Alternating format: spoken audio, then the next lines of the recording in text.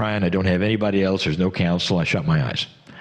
When you come in, your eyes are wide open, and of course we can't show it here on the show, but in videos you could, that you walk around the room, you're talking to people in channel, you're swinging swords. Not the Selenites are short, if people haven't seen it. And it's almost like there's a vast difference, but the big one is you can bop between channels in the same session. How do you do this? You know, it is the most fascinating thing, and because I'm like out to the side, and they're in ADIRONDA, and the councils, they're present, and it's like it feels like as ADIRONDA is communicating, all of a sudden another energy that's on the council, that they're all kind of, I feel them all whenever I'm channeling, but one, it's like they come forward and they tap ADIRONDA and they kind of swoop in. Now, the energy shifts completely in the room. Can I tell you about that? I'd love to hear what your thoughts are. The first time I ever experienced a shift between ADIRONDA and Yeshua, I think it might have been in Israel, and I forget. But oh boy, I'm getting the chills now. Yeah, me too. Because ADIRONDA simply stopped. ADIRONDA didn't say namaste or hello, goodbye. It just like in mid-sentence, there was a stop. Then there was this long pause, longer than normal. And in comes this energy that is so sweet and so soft and so loving of Yeshua. And this was the first time I ever heard it. Now, I experienced this with you sitting next to me many times now, and it's just so sweet. And people feel it, and they react to it.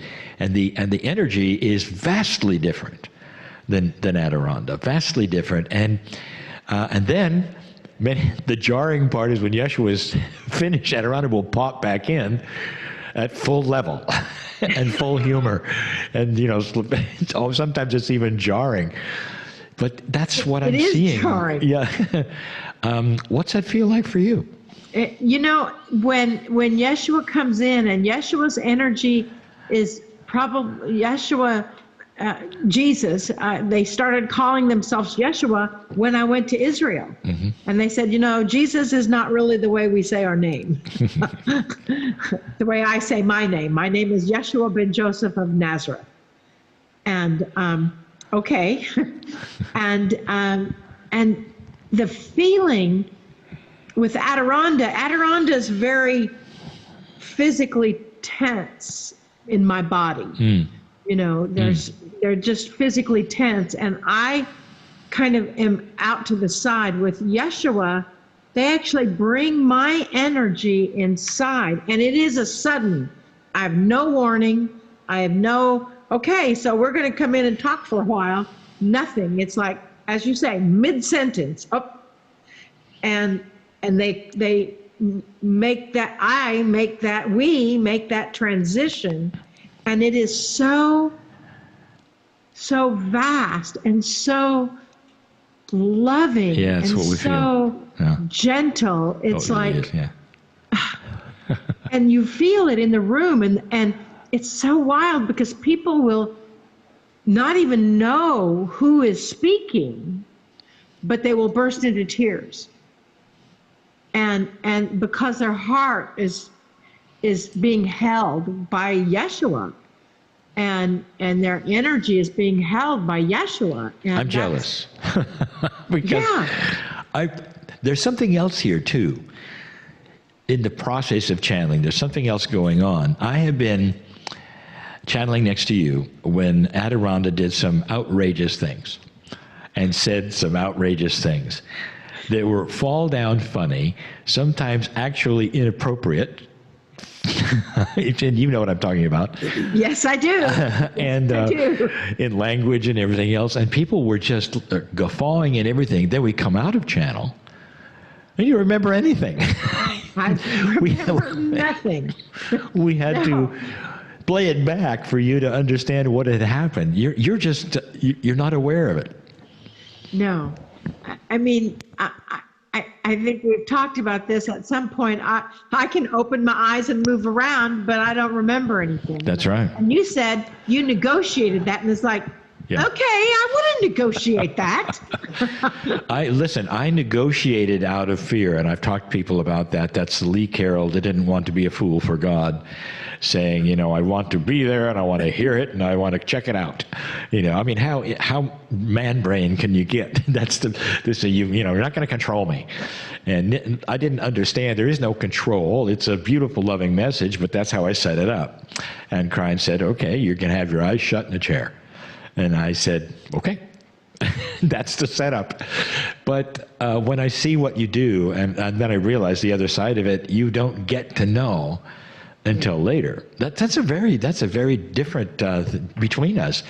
Now, you're seeing two vastly different processes, and yet you got very loving messages. You and I can sit together, and we have for years, and channel the same message. And yes. Sometimes it'll be, Kryon will come in, it'll be an extension of what you just channeled.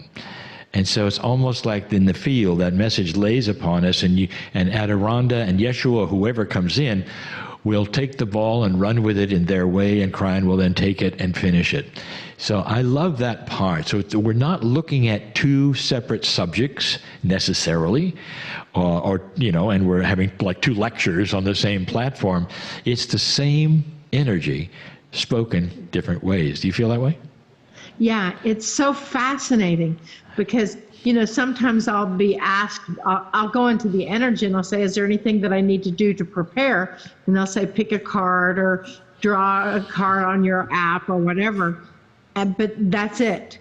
And then the message will come through, and then I kind of step in as, you are channeling, Kryon comes in, and it's like, they're related. And it's so wild to see how cohesively the ADIRONNDA and the council and Kryon, it's like a woven tapestry of information and energy that fits together so well. And we never talk about it ahead of time. We never, No. There's something else to it, and I'll call it entity awareness. This is for the people who've never channeled and have no idea, and you're looking at us channel in various ways and saying, how does it work? How far out there are you, or in there are you? I have watched ADIRONNDA many times pull a card from the deck and read it. So this is ADIRONNDA through you reading a card and then commenting on it. I've watched ADIRONNDA change slides, not you. And this is saying, well, how can you do that when you're in channel? So you got to remember, this is a meld between the human being, the consciousness of the human being, the entity that is with you, giving the message using your voice and your intellect and all of these things. So of course there's an awareness. I just recently had one, which is kind of funny, because I was in Iceland, and I was, I think this was day 1 or day 2, and we were all huddled around the hotel, and the sun was not shining, and it was cool. It's about -4 or 5 Celsius every time we channeled, and we got good gear on, but when the wind blows and the sun goes down, it's harder. And we were in back of the hotel, and we were getting ready to channel, and we started in, and what I didn't know was we were on the only pathway to the spa. And so I'm in channel, and 2 people are coming from the spa in their robes and bathing suits, and they pass right in front of me, channeling, and the group. And I can't see him, I have no idea, and Kryon stops and says, "You have no idea what just happened." 2 people went by in their bathing suits. And this is entity awareness. This was with my eyes shut. Kryon is very aware of absolutely everything in 3D that's happening around him, her, whatever that feeling. So it's just another piece and a part that I want to tell people. It may look like we're in trance, but we're not. We are melded with the 3D planet, and this is how we are feeling the things that are happening in the audience. I know ADIRONDA, when it goes into the audience and actually talks to people, and kryon will talk to people from the stage and say, I know who you are, there's one in here that's doing this and that, because we're very allied, I would say, with the emotional bodies and, of course, the souls that are in the room. So have you had any special things that happened during channeling? I have one I'm going to tell on you here that happened in Egypt, but have you had anything profound or funny or not or whatever that you want to talk about? You know, I've had so many. It's so amazing because I do open my eyes, and after the first probably 6 or 8 months of channeling, I realized I could open my eyes and move the body, but I couldn't walk yet. That took a few years. But I could open my eyes, and when I do, everything is blue. There's a blue haze still on everything. But I remember, and I think that they know, they meaning ADIRONDA and the council, they know how orchestrated our lives and intertwined our lives are, because when I was in Israel, and we were not where we were supposed to be. This was my own trip to Israel, not the trip that I went with you. It was an extension of that. And we were in, I can't remember whose temple it was. It was Mother Mary's temple or something. And there was like a little outside amphitheater kind of setting. It was very small, probably 30 people, 40 people could easily sit there. And then there was a baptismal in front of there. And Yeshua, of course, stood by the baptismal, and these people walked by, and they had just gotten off of a bus, and they walked by, and as they walked by, as we were channeling. So Yeshua greeted each one of them, and as they walked by, they said, "We're looking for Jesus." Yeshua said, "Well, Jesus is all around you." And it was so funny. Our group just cracked up because it was like, here they come, Christian-oriented people, I'm sure, looking for Jesus, and it's like, and they just walked past Jesus. Right. And it was interesting. They walked past, and then they came back, and several of them stopped and listened to what was going on. And then their bus driver said, "Come on, we got to go." Yes. But it was fascinating how that happened. Yeah. We had something similar happen at Mount Sinai. You did not choose to climb the mountain, and you had a little channeling at the base of the mountain. I chose to climb the mountain, and I'll never do it again, just so you know. I think my legs are still hurting. But I channeled at the top, and on the way down, which was harder than going up for me, it took 4 hours or more to get out of there, just because I was so sore.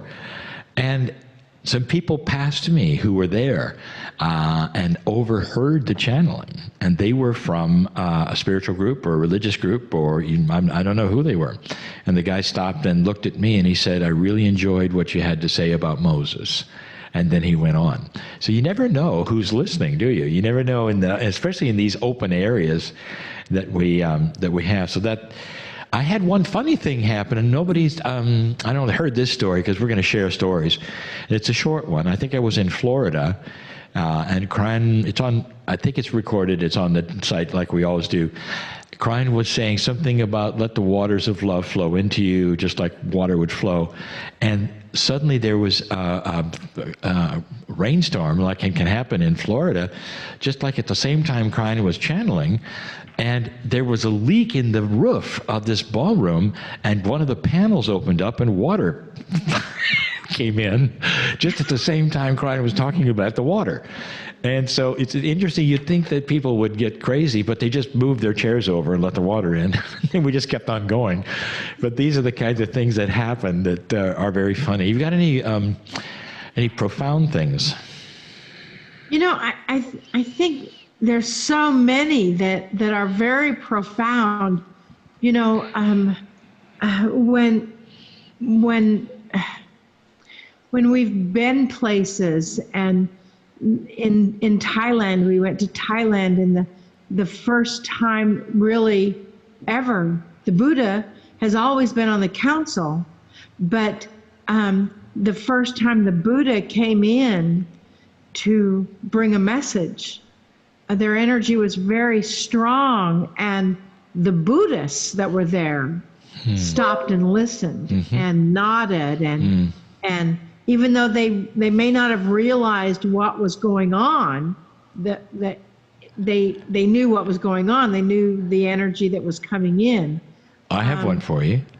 Yes. What was it like in Egypt for you to go to the temple of Isis early in the morning and sit and channel Isis?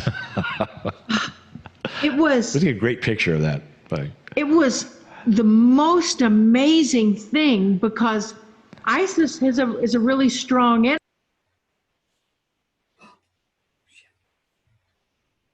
energy, and to be in her temple and to connect with her at sunrise, which was just spectacular, and her energy came in so strong that it almost sounded like I had a microphone and speaker system. I don't know if you remember that, but to me, I was sitting right next to you. Of course I do.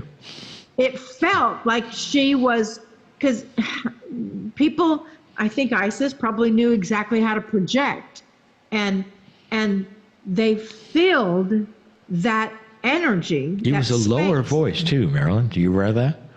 It was a lower timbre voice than you have. No, Yeah. I'm not. I don't. No. That's just, I didn't want to interrupt you, but before I forget it, that's the other thing. You have better balance when you're channeling. I have watched you do the Karate Kid pose and be on one foot and be the stork thing and just suspend it while you do your swords, and I'm going like that. I can't do that. And then you told me later, neither can you. Neither can I. No. Yeah, so the Isis thing was like that to me. I mean, suddenly we have a voice that is more resonant, I think, than I've heard you in the past. This is why I'm asking this, because that was a profound time, I think, for both of us. Early in the morning, watching the sun come up, alone in that temple, and having you channel Isis. It was, the energy was so strong. I mean, I remember nothing afterwards. I thought, I can barely remember the whole temple. It was like, and it was so magnificent. And that energy came through with such a strength, such a power-filled force that I don't know that Isis was ever like that again. I don't know, because I'm not consciously aware, and I didn't know that my voice changed so much with Isis coming in. But, well, I heard it did for me.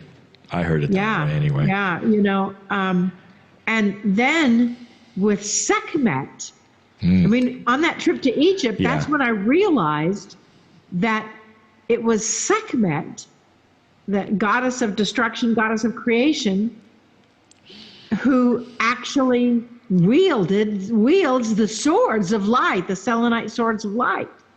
And I would see pictures, carvings of Sekhmet with these swords, and I'm like, oh my gosh. And do you know that little room that we see the Sekhmet statue in, that they unlock for us when we go? That is not necessarily part of the exhibit. It's only for special groups. Is that in, I forget, is that in Luxor or is that in somewhere else? Do you remember? I think that's in Luxor in the Temple of Karnak. Okay, it was Karnak. But what I was told and what the guides told us, and several told us the same thing, is that particular room and that particular structure was there before the temple. Yeah. And they wouldn't destroy it, and they built the temple around it because they wouldn't touch it. Yeah. That is powerful stuff. And so they said there was too much magic, their terminology there. And we went in there, and I remember we both saw something, and this is we don't normally tell people this from stage or whatever because it's just a little too strange. We both have, here we are, metaphysical people channeling entities from beyond, and yet there's still stuff that's too strange to tell people.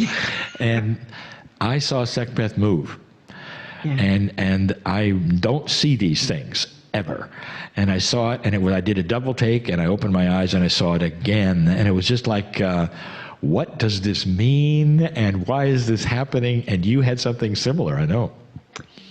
Yes, it was so wild because here we were in this little room, and I also saw Sekhmet move, and then there was a barrier up to where you couldn't get close to her, but we were there by ourselves. So I stepped around the barrier and stood next to her, and I touched, I mean, this was a statue that was like, I don't know what it's made out of, but when I touched it, it was warm. It was warm as though it was human. And I felt as though as I was standing there and they were taking my picture, I could feel a hand on my back. I will never forget that. And then when we went out to do the channeling, you remember that cat? Yes. That went around to every single person in the group. Yeah. You know, there are no accidents. Have you ever had any, people are people and things happen. Have you ever had any either major hecklers or anything happen that you had to dismiss somebody or anything like that? I've never asked you this, so I'm putting you on the spot. I know that ADIRONDA takes pretty good care of any hecklers or people that say, and because their energy is so big, normally when they come in, those people, step back. But there was one time, I was new to channeling, and this one person was in a group, a spiritual teacher in the group. She was a spiritual leader in the community. And she came before ADIRONDA, and we used to go knee to knee with everyone. We don't anymore because there's too many people. But we used to go knee to knee with everyone, meaning we would sit directly opposite each other. And this person came before us, and the Archangel Michael actually came through, which very seldom do they come through individually, but their energies are really big. And they told this person, they said, your life is not in integrity. And until you put your life in integrity, nothing in your world is going to work. And I'm like, wait a second. And I'm sitting back behind saying, what are you saying here? Do you know who this is? and then they said that the Archangel Michael said they needed to get a private session. And this happened 3 times in 3 different groups. The same person came back, but still didn't ever get the private session. They weren't getting the message, were they? Yeah, they didn't get the message, and they weren't willing to spend the money on getting a private session. Yeah. And so finally, the Archangel Michael, when she came and brought more friends and brought her husband and, all that to a bigger group in the community, finally the Archangel Michael came through and said, are you sure you want me to express this in this setting? And she, for the 3rd time, said, yes, I do. And they said, okay. You need to tell this man who is your husband that you have been sleeping with this woman for the last 5 years. When you're honest about all that, then your life is in integrity. Wow. And I'm sitting back in the background going, holy smokes, are you kidding me? Do you see how big that guy is? What are you doing up there? We had that was a little intense. And I had a tense one too, and I forget where it was. It was overseas, I think Switzerland, but I'm probably wrong. A very large crowd, and I was about to go on, and a man came up from the audience and sat in the channel chair, took the microphone, began to channel. Really? Yes. And what do you do at this point? I was trying to wave at the sound man to turn his microphone off. everybody just thought he was part of the show. It was somebody who was just so filled with everything that was happening that he figured he had to go up and channel. So these are the kinds of things, and you know that we touch people and things happen and there's openings and everything, and a lot of the stuff happens. But this is the only time I've ever had somebody come up on stage. By the way, that changed our stage setup from then on overseas. We don't make it easy to walk up to the stage on stairs anymore. You have to go around. So it was so easy that he went. Idea. Yeah. And I didn't know what I was going to do. And so I went back and interrupted him a couple of times because I had a microphone, and we were saying things like, can we hear your message later? This is not part of the seminar, all these things. And he just kept going. And I'll never forget, we had 4 young ladies who had come to, they were part of a kryon group in their country, and they were sitting in the front, and they walked up and talked to him, and were so compassionate and sweet, and then lifted him up out the chair and took him out into the lobby, where he awakened and realized that he was inappropriate and apologized. But that's what it took. So, instead of bodyguards coming up or anything like that, I have one to tell on you. Can I tell what happened that was at Luxor, in the front of Luxor last time? We were there. Oh yes. Yeah, and I'll try to be succinct and short, but this was classic. We were at Luxor, and they were unveiling 2 new statues which they had built from the last time that we were there, that they had completed. As you know, the antiquities, they're always finding parts, putting them together, restore. They're never done. So every time you go, there's something a little more restored. It doesn't take them it's not quick. It normally takes a couple of years to do something, even a statue or 2. And they're about ready to unveil these 2, and there was a ceremony that was going to happen. And we were thinking, well, where are we going to channel? And Marilyn I will channel. Marilyn was going to channel. So you said, okay, apart from the ceremony that was going to happen, where all the chairs were sitting and they were going to do this stuff, and there was bands playing in the background, there's a set of stairs that seemed to be very safe off to the side. And so our group of about 100 gathered all around this stairway, and we sat there, and ADIRONNDA came in and started to channel. Now the guides, the Egyptian guides, are very alert, because they really are not supposed to allow this kind of thing to happen. They would rather not have ceremonies outside the ones that they plan, and so they're very kind to let us channel where we can, but they're very alert in case anybody comes around that shouldn't be doing it. And so what happened, that very next is they're there.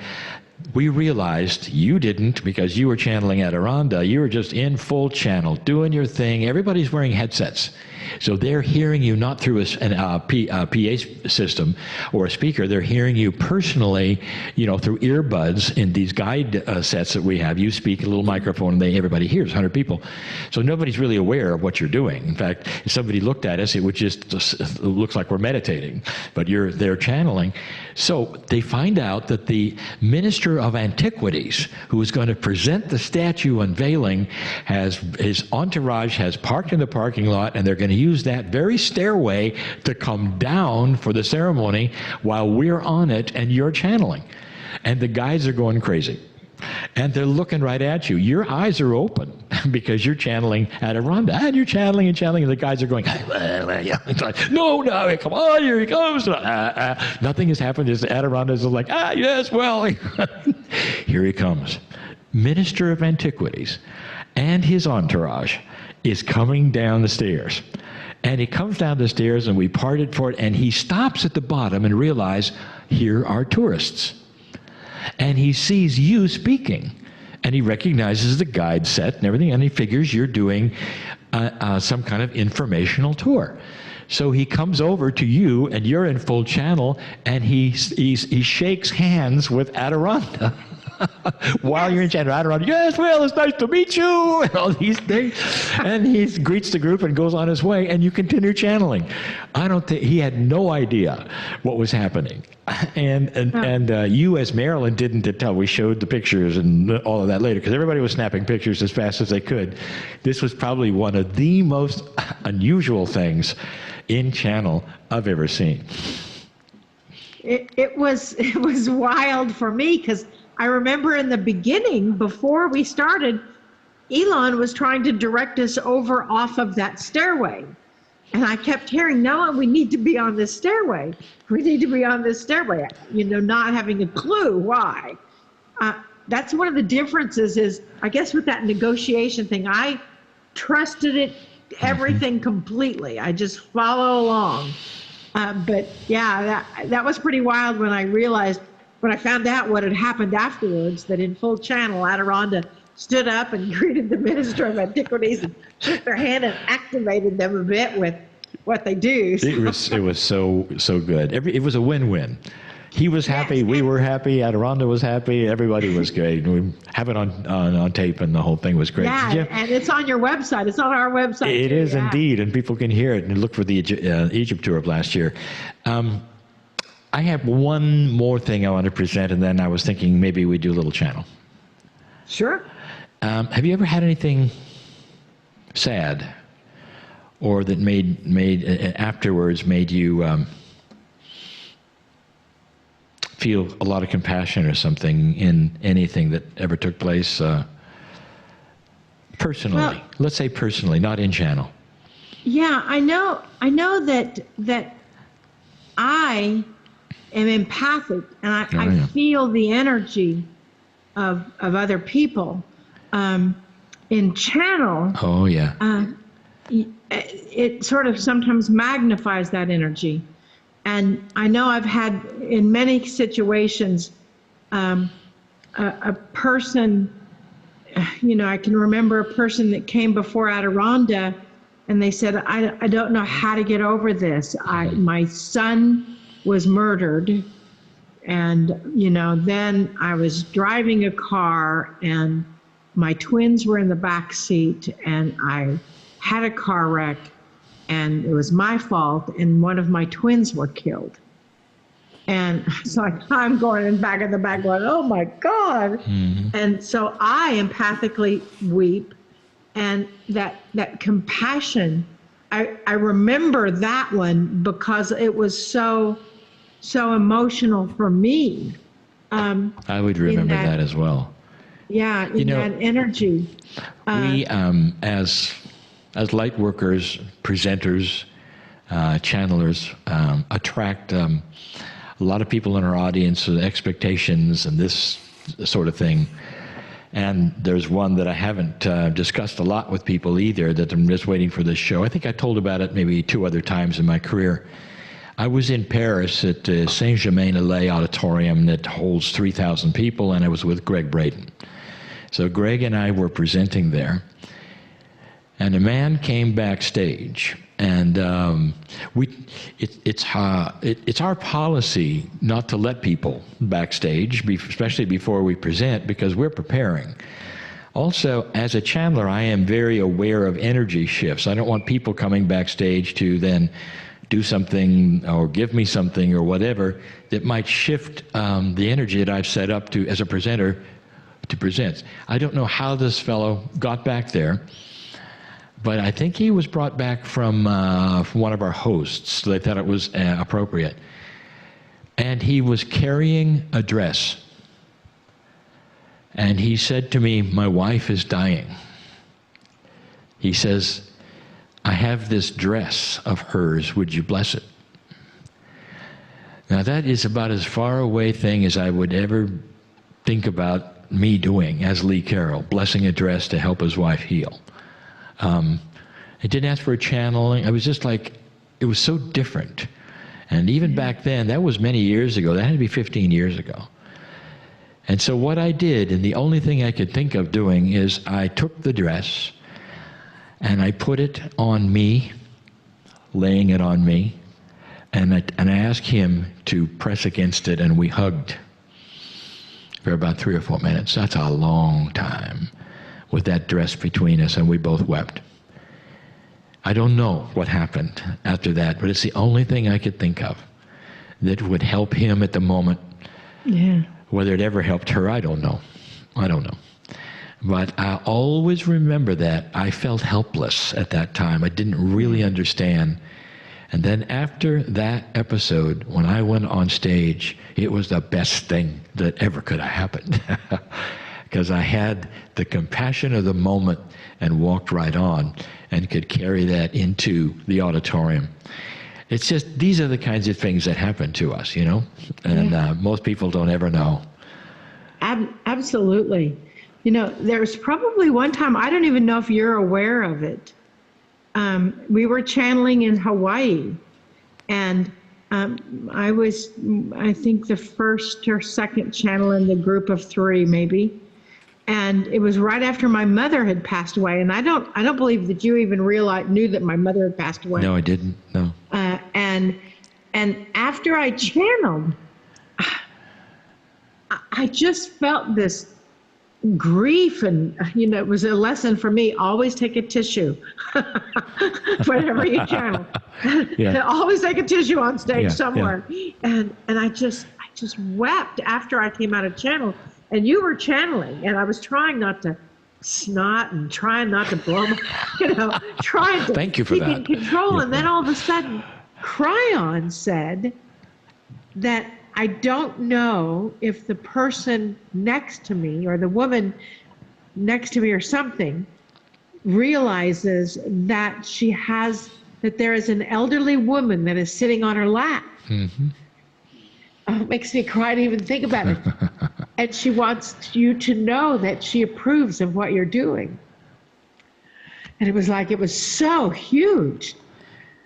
And still, when I think of that energy and that motion that Kryon realized without opening your eyes, that this woman, elderly woman, and again, Lee, you didn't have any idea that my mother had passed away, was sitting next to me, sitting on my lap. That's profound. And it was such a powerful thing. Yeah. Because I come from a religious family, and I always was concerned about what will my parents think. Yes. You know? Of course.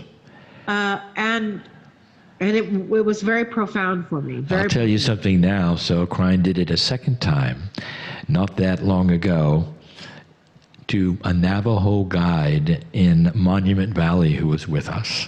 Mm-hmm. She was listening, and Kryon said to the guide that there's an elderly woman above you, and he said, she wants you to know everything is fine and thank you. And it was her grandmother who had passed just recently, and it was circumstances where she felt guilty.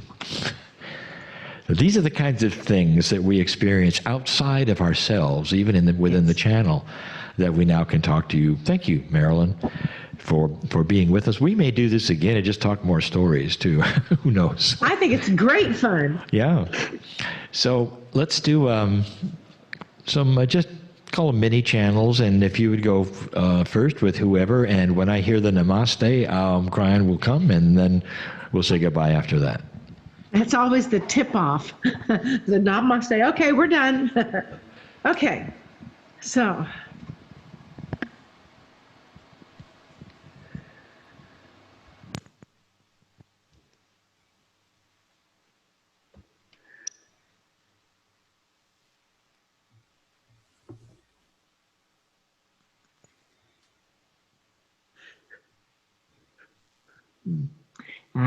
So it is good day to you, huh?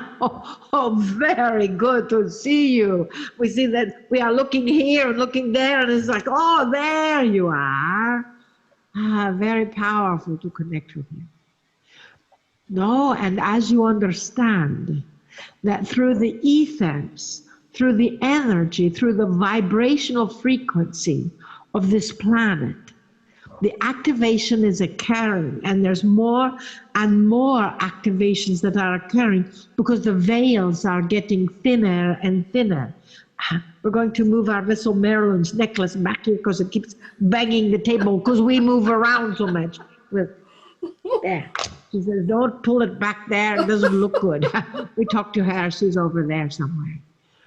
So in this energy and in this vibrational frequency of these moments and these times, the earth is creating a new paradigm. And as this planet creates that new paradigm, the energy of the planet, as you know, dearest, is shifting and moving round about a bit. And know that it is still all in divine order. It is still all in that divine frequency. Because with the energy, each person that lives on this planet is actually raising their vibration. We know you know this, that you each are channels. You each are a divine link between source and humanity. And as evolution occurs, that will get stronger and stronger. And with that evolution, know that the vibrational frequency of this planet is indeed raising. And that is why things are shifting around so rapidly. In that shift that is so rapid, we ask you to stay present. We ask you to stay in your heart. We ask you to connect daily with your heart center.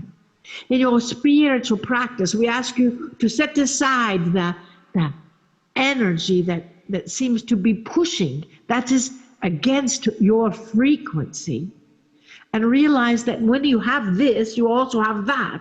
It has to push, pull, go in, go out, and you've got those two sides that are now acknowledging in one. And as those two sides are acknowledging in one, there is a meld of humanity. Take a deep breath.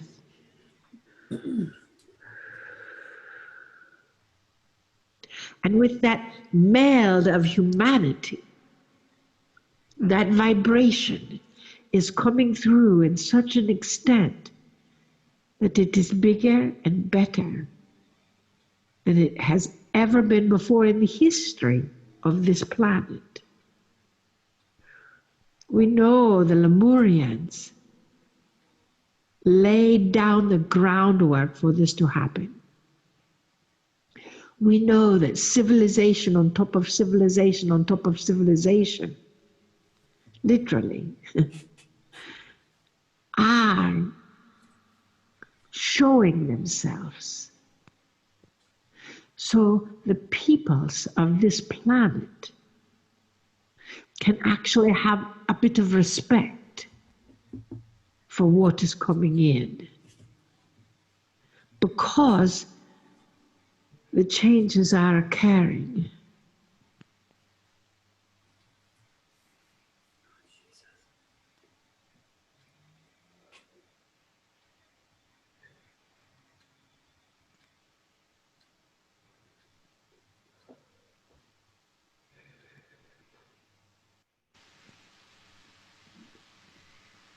Ah, dearly beloveds, you are the change that is occurring. You, as our dear friend Lee Carroll says, the field is expanding. I ask you to understand that your field is creating the reality of this planet. So it is so important for you to hold that love center in your heart, for you to hold that frequency, as ADIRONNDA calls it, in the cells of your being, For the times are moving rapidly. I am thankful that you, all who are watching this, volunteered to be here at this point in time. For you are in assistance and in service. And I thank you for this, which is why I came in to thank you. For people will watch this for many years. You are who you are. A volunteer to assist and help the world understand that the feeling of unconditional love is the strongest, most power-filled, peace-filled energy possible. So I ask you to bring that forth as I did. And you will have a different ending than I did. And for that, I am grateful.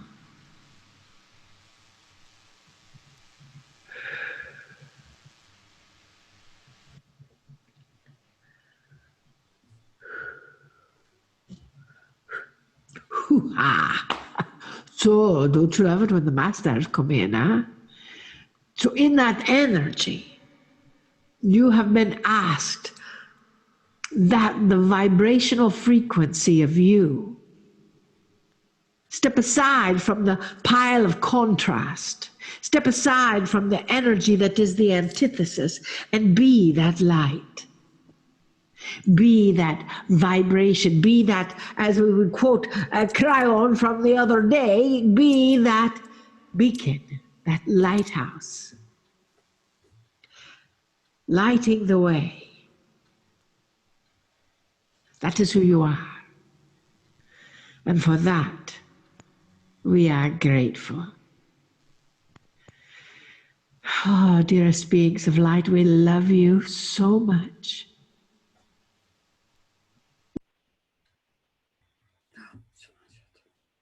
We see you. We know you. We honor you. With the Master, we are grateful for you. Namaste. Namaste. Greetings, dear ones. I'm Kryon of Magnetic Service. Indeed, there is a paradigm shift. Indeed, the things that ADIRONNDA and Yeshua say to you profoundly are true, accurate. These are the messages we all have for a planet that is in change. If you took a look at the starting times of so many of the channelers of today, those who'd have the messages either verbal or written, those who have the messages of the time have all collectively started at approximately the late 80s on this planet. That great time where the wild cards were falling, where you had a shift that would change the prophecy of the planet itself, that would take you right past the year 2000 and then on to 2012. The precession of the equinoxes happened, of course, as it would astronomically, and you were still here without war. A society of humans on the planet that no longer had a prophecy, because all of the prophecies of the ages were all about an end that did not occur. And so here you are, dear ones, in a place that has no steering wheel, you might say, for those who depend on prophets to tell them what's going to happen in this decade or the next or the next. And instead, it is a time of enablement where humans have to take the gauntlet of energy of the future themselves. It's interesting, is it not, to consider something right now that I've not spoken of, but I may later. If you take individuals who perhaps have situations in their life and their anxiety is there and they wish to change, and they're studying the ways they can change from one paradigm to another in their lives, one of the things a counselor will ask them to do is to take a breath, to still themselves for a little while in a place of reflection. This is the reason even for meditation, where you take the day-by-day activities and for a moment bring it to zero. It allows a human being a clarity to think about themselves, about all that has happened, what they wish to do, what's going to happen next in their lives. And they often get up from a session like that with intuition about what might be next for them that they didn't have when they were busy. Groups do this as well. They will meet together for this very reason, to quiet themselves in a way that has allowance for thoughts to come in that were not there before. It's a clearing, you might say, where the busyness will stop. I want you to look at what's going on right now on the planet. Take a breath. You might say it's a forced time of quietness. Profound it is for people who have never had this happen before, who feel they have to be busy, to be stuck in their homes.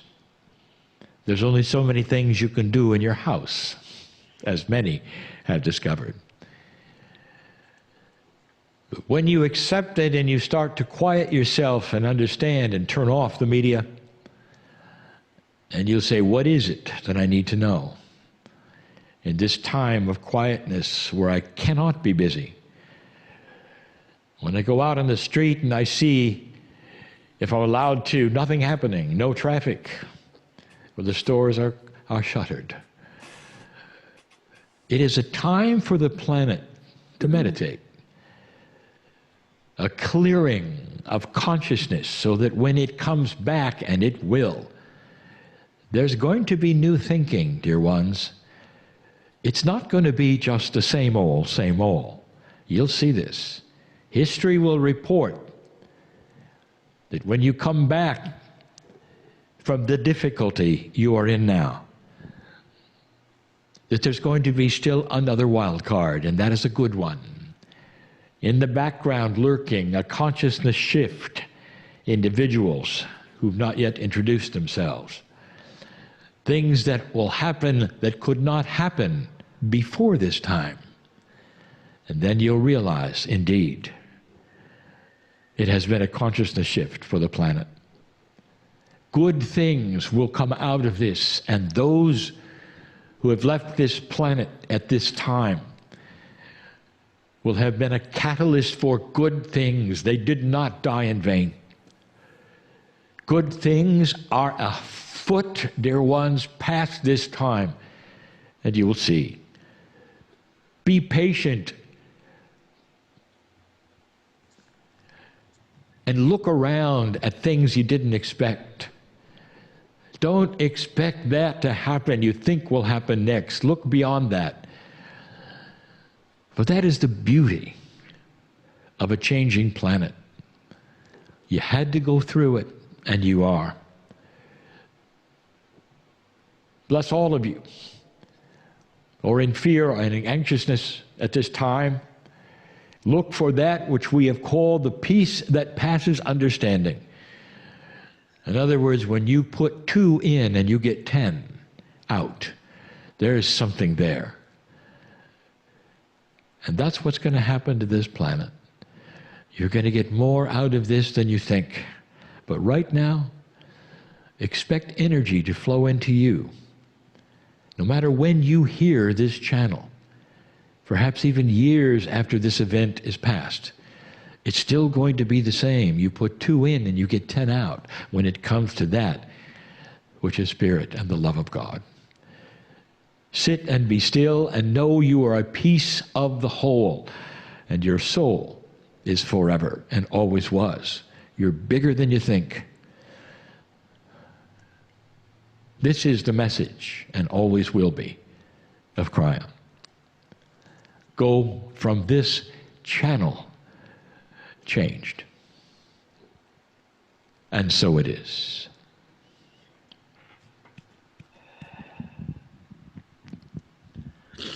Marilyn Harper, thank you. Yes. For joining me and sharing your life. It is my pleasure, Lee. I am honored to share the stage or the video with you anytime, anywhere. This is our stage today. Yes.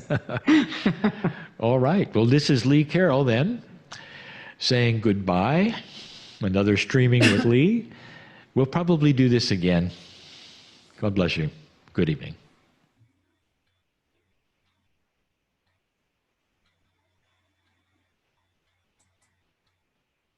All right. Woohoo!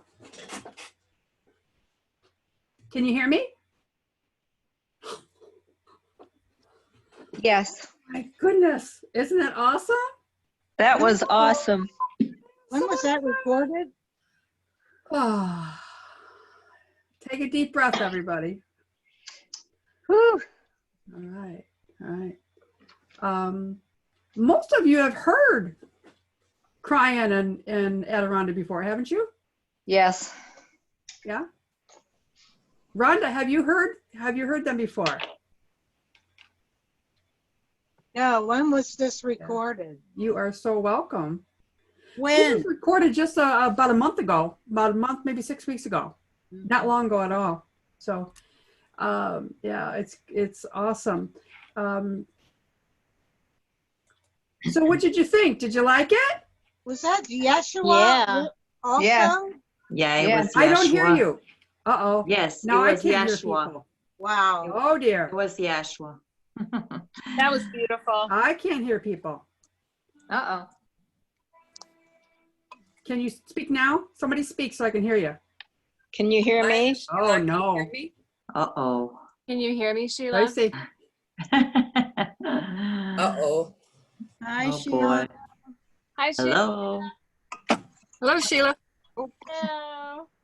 I can hear you now. Yeah. All right. Oh. Oh. For me, it was third time that I've seen the video, yeah. The stream, yeah. I've seen it twice. Yeah, I love it. Janet, how are you? I'm lovely. Thank you so much for bringing that to my attention. That was You're great. Was it great remembering being in Mount Shasta with Lee? You took the pictures. Oh, yes. I was right there again. Yes. Yeah. Denise wanted pictures of me and Lee together, and Janet was right up front. Janet took the pictures of us, and that's how we met, by the way. That's how Janet and I met in Mount Shasta, which is really cool. So, all right, cool. Well, Marilyn should be on very, very shortly. What was your favorite one? What was your favorite? There were so many good stories, wasn't there? There were. Yeah. I just loved the one where Lee was talking about the man with the dress of his wife. Oh gosh, I was weeping. Me too. Because that's what it is about, everybody, is that the compassion we are as humans, and how it affects our energy field and how we relate to people. Awesome. Leanna, I see that you're on. She's not gonna unmute herself. So Leanna, I'm so glad that you're on. Hello, Fred. I don't know who you are, but hello. And then also we have AW38 Sam1. Hello, whoever you are. Nice to meet you that you joined us. It's cool. Okay, so people, what was your favorite? Who would like to speak? I would. Okay, the one. No? Okay, Johanna, go ahead. Hi guys. Hi everybody. Hi, how are you, Joanna? Good. I'm so glad to be here. Thank you everyone for coming and Sheila for doing this. I have to say that all of it was amazing. I know a little bit how to like mini channel, but I really want to delve into this more as time goes on. I want to learn from everybody. And when Marilyn's face changed, when somebody entered her body and she kind of like blinked and did this little like this kind of shift thing, I was like, whoa, what is that? That's ADIRONNDA. Yeah, like I've seen it in the movies before, but this was so different and so just, I could feel that there's a galactic presence there for sure. And I was like, whoa, stay tuned. Something big is going to happen right now. I love it when Joshua comes on. Joshua, I mean, the frequency in him, you can feel it and in person. I mean, and then when she actually changes into other entities like Isis and also Mother Mary, you know, and Kuan Yin, you know, each of them have their own personalities, which is really cool. Marilyn is awesome. She should be signing on very shortly. I don't know where she is. I was in contact with her about 30 minutes ago. So she should be signing on very shortly, which she is very excited to be able to talk with you all. Hi, Ella. Hi. I see you. Yay. Yay. Cool. Okay. It's Ela. Ela. I know. I do that all the time. I'm sorry. No, it's okay. Nelia and Ela. All right. Nelia. Nelia. There you go. Nelia and Eva. Yeah, I have to laugh to myself. You know, That's okay.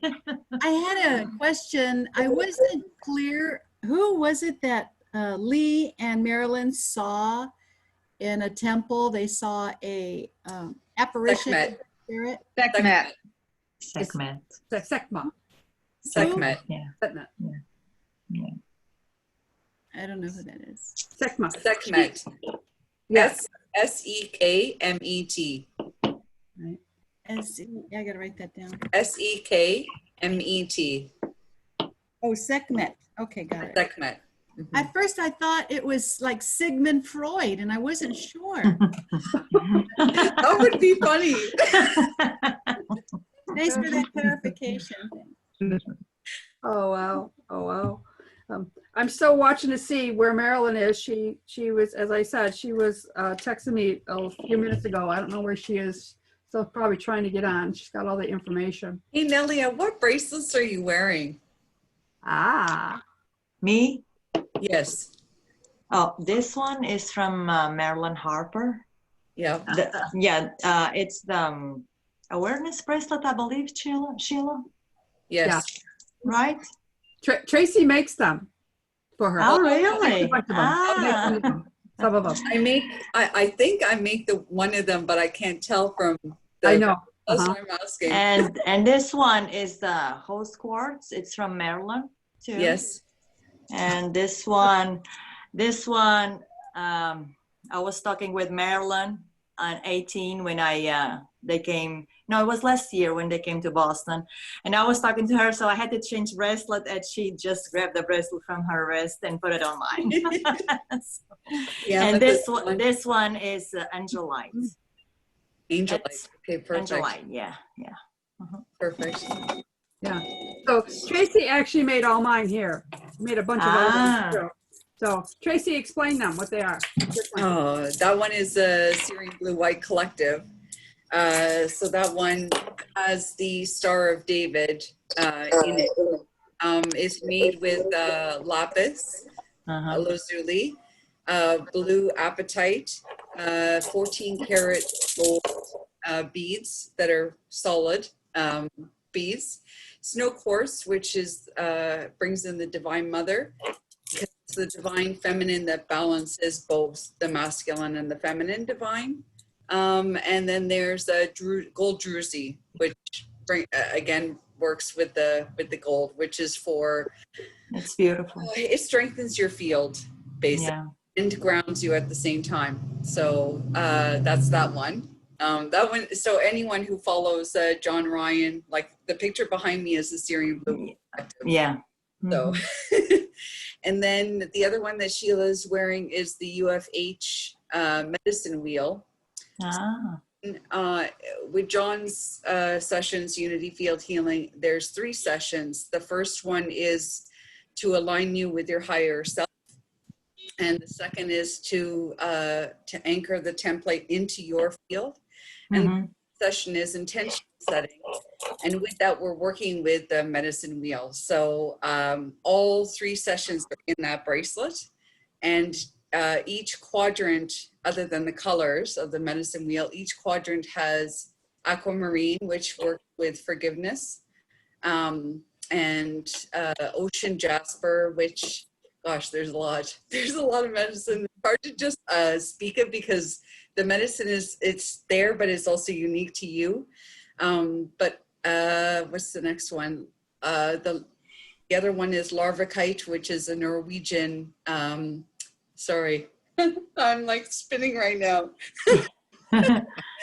Larvikite is it's a shamanic stone, so it helps you with your journeying and with memory recall. It helps you to channel, to get information. And then the last is clear quartz, which is an amplifier, programmer. So what I put in that bracelet can be amplified, but you can also program it yourself for whatever you need on any given day.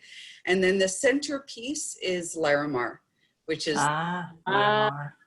and connects to Lemuria. Yeah, Lemuria. So, yeah. They are on Dr. John Ryan's shop, right? Yeah, Tracy made them. Tracy made them. And every time I make them, I'm very intentional with my pieces. So I don't like to make huge orders. So pretty respectful of that, because I go into my own state and finish each bracelet. Every bracelet is put on a 24 karat flower of life crystal. So it's charged with that. And then I finish it off by putting it on a salt lamp for 24 hours. So if he wants, let's say 20 bracelets, I need the time to do that. So, and you can feel it. People have said that, they can feel it as soon as they put it on. So it's, and it doesn't change, which is what I like. So it works with your energy. Yeah. Absolutely. Tracy, I'm going to have to check that out on his website. I've seen it there. Yeah. Wow. So maybe one of these days I will get one for me. Yeah. Well, thank you. Cool. Is Marilyn here yet? No. I don't know.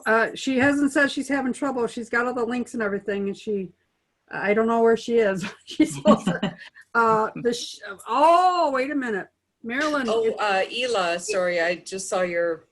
Anyone who is attending the training in October when John comes, all the braces will be on sale there, and I'll also be bringing my own stock as well, because I also sell bracelets for the zodiac and all the chakras. And then I also have 4 bracelets that bring in, one is for love, one's for abundance, gratitude, and joy.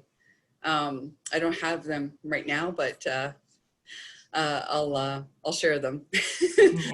Or maybe Sheila can share it on her site. So just so you can see what they are, but they'll all be available in Rochester in October. Yes. So John is still planning to come in October. We have our practitioners training. He's going to do a Syrian Blue White Collective transmission on Friday night. and kind of give a little bit of presentation and education about, about what the Syrian Blue Collective is and about our ascension and how it all plays out also in this pandemic. All right, so he will talk about that. And then Saturday and Sunday, the 3rd and the 4th of October will actually be the actual practitioners training. All right, so I'm actually trained by John, so I'm a practitioner for Unity Field Healing. So anybody wants a session, I do a lot of distant healing. Of course, I do in person now too. And also Tracy also does, she's also a practitioner. So there's many of us, there's a few of us around. I don't know where she is. I just, wait a minute, hold on.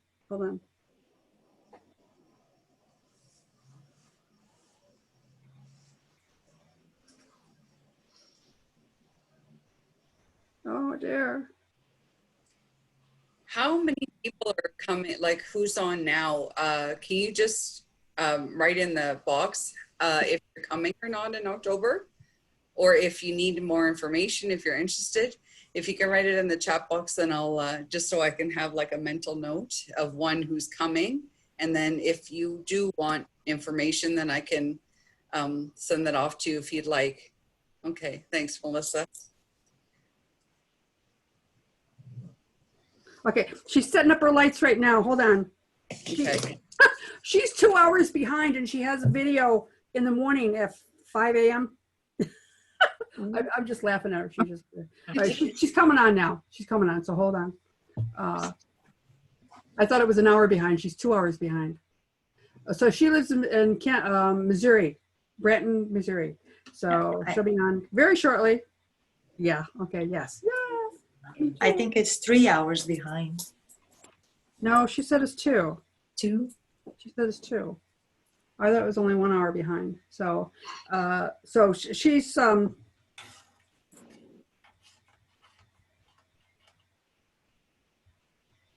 Go ahead and talk among you. Oh gosh. I have something to share real quick, you guys. Perfect. It's Joanna again. I have a workbook by Sun Bear, and it's called Dancing with the Medicine Wheel. And you basically work with crystals, colors, animals, herbs, and what is the other thing? I can't remember. Elements: fire, air, earth, water, spirit. And I haven't done much with it yet. I just got it from my friend Kim, who gave me a reading, and this was recommended from my guide Moses. So Moses wants me to work with the medicine wheel. So does Einstein and my grandparents. But it reminded me of the bracelet that Sheila showed that Tracy made, and I just wanted to share. And here's my little pendulum. It is citrine. Oh, I love that. The sunstone with quartz. Yeah. And this little baby and I are very good friends. That's beautiful. Joanna, who is the author of that Dancing with the Medicine Wheel? So this is by Sun Bear, S-U-N-B-E-R.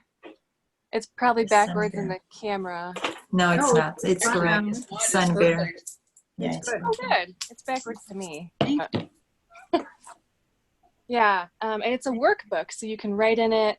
It has exercises, and it says the nature of life is change. So it gives you all sorts of ways to work with everything, with the colors and the animals and the elements and crystals and everything. So it's really cool, and I can't wait to work more with it. So thanks for letting me share. Thank you. Oh, thank you. Thank you for sharing. Yeah. Question to Tracy. Tracy, do you make pendulums? I love Joanna's, the one she showed held up. I make pendulums, but I make them. I just use tumbled stones, and I attach a claw to it, and sometimes I'll put something at the other end. But to make them perfect, no. But I mean, to me, a pendulum is an extension of you. So my training or my knowledge is because I do a lot of body testing.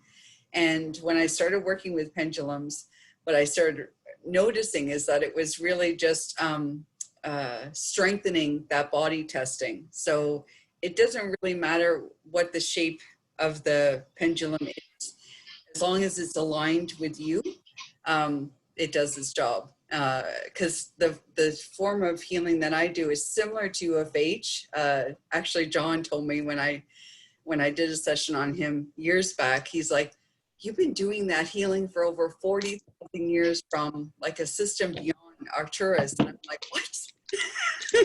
I just started doing it, and I work with pendulums, and the pendulums they tell me which ones to use. I have like a box of at least 20 different pendulums, and I usually bring out 3 or 4 in a session. And sometimes an angel will come in, and sometimes it's a master, sometimes it's someone who's passed over. Like there's no rhyme or reason. But anyways, long answer to your question, but make them, but they're not beautiful like Joanna's. They're just they're very raw. So if you like the raw thing, then I'm your girl. So I can well, I guess at the next light workers session, if Sheila's open to it, I can bring out a few and show you what I make. If You don't sell any online, Tracy? Not yet. I don't. I'm more of a behind the scenes person. But this year has been really interesting that I'm kind of pushed more to the front. Yeah, okay. I'm kind of comfortable being behind, but yeah, now I think I'm being called to action and step forward a little bit more. So Yeah. very humble. Pretty busy being John's assistant and my assistant and Dan's assistant. So besides all the other stuff she does, and she makes jewelry for Marilyn too. So she's pretty busy. Wow. She's pretty sought after, which is really cool. So I'm going to plug in for Marilyn because Thea knows what this is. This is her swords. And Thea has 2 of her swords, and she's been to her workshop, Marilyn's workshop. All right. Thea, you want to share a little bit about your swords and what you feel is good for what's happened with you since you started using them? Can you hear me okay? Yeah. Yes. Okay, great. I love them. You can just feel the energy coming through and kind of being part of the sword. I use it more like outside, country by ponds, and I feel like I'm called to bring energy in with them down into the crystal and then ground down into Gaia. And just having the swords in your hand, it's not like you're thinking about what to do. It just, you start automatic reeling them around over your head and the other one's down on the ground, to Gaia. And it's kind of like the feeling of doing a service of light bringing in. So it was a great class with Marilyn and all, and I highly recommend it. Yeah, really cool. So I don't know whether, Stephen, are you still on? Are you Fred? I don't know whether he's still on, but Stephen Dean is on. He was at Marilyn's workshop with us in Buffalo, I think about a year and a half ago, which is really cool. So some of us have had the opportunity to meet these guys in person. Who's never been to a kryon event before? Okay. I haven't. You haven't? Yeah, okay, which is really cool. So what I like is, what was that? I said I'd love to go, but I haven't been able to. Yeah. Well, that's why I absolutely love how Lee and Monica and the whole team, that they're starting to do more free videos of just being real. All right. And that's why I love presenting them, and I know them personally, all in person, and this is who they are. I mean, we're real. And to have the actual community see that is very, very good, and helpful.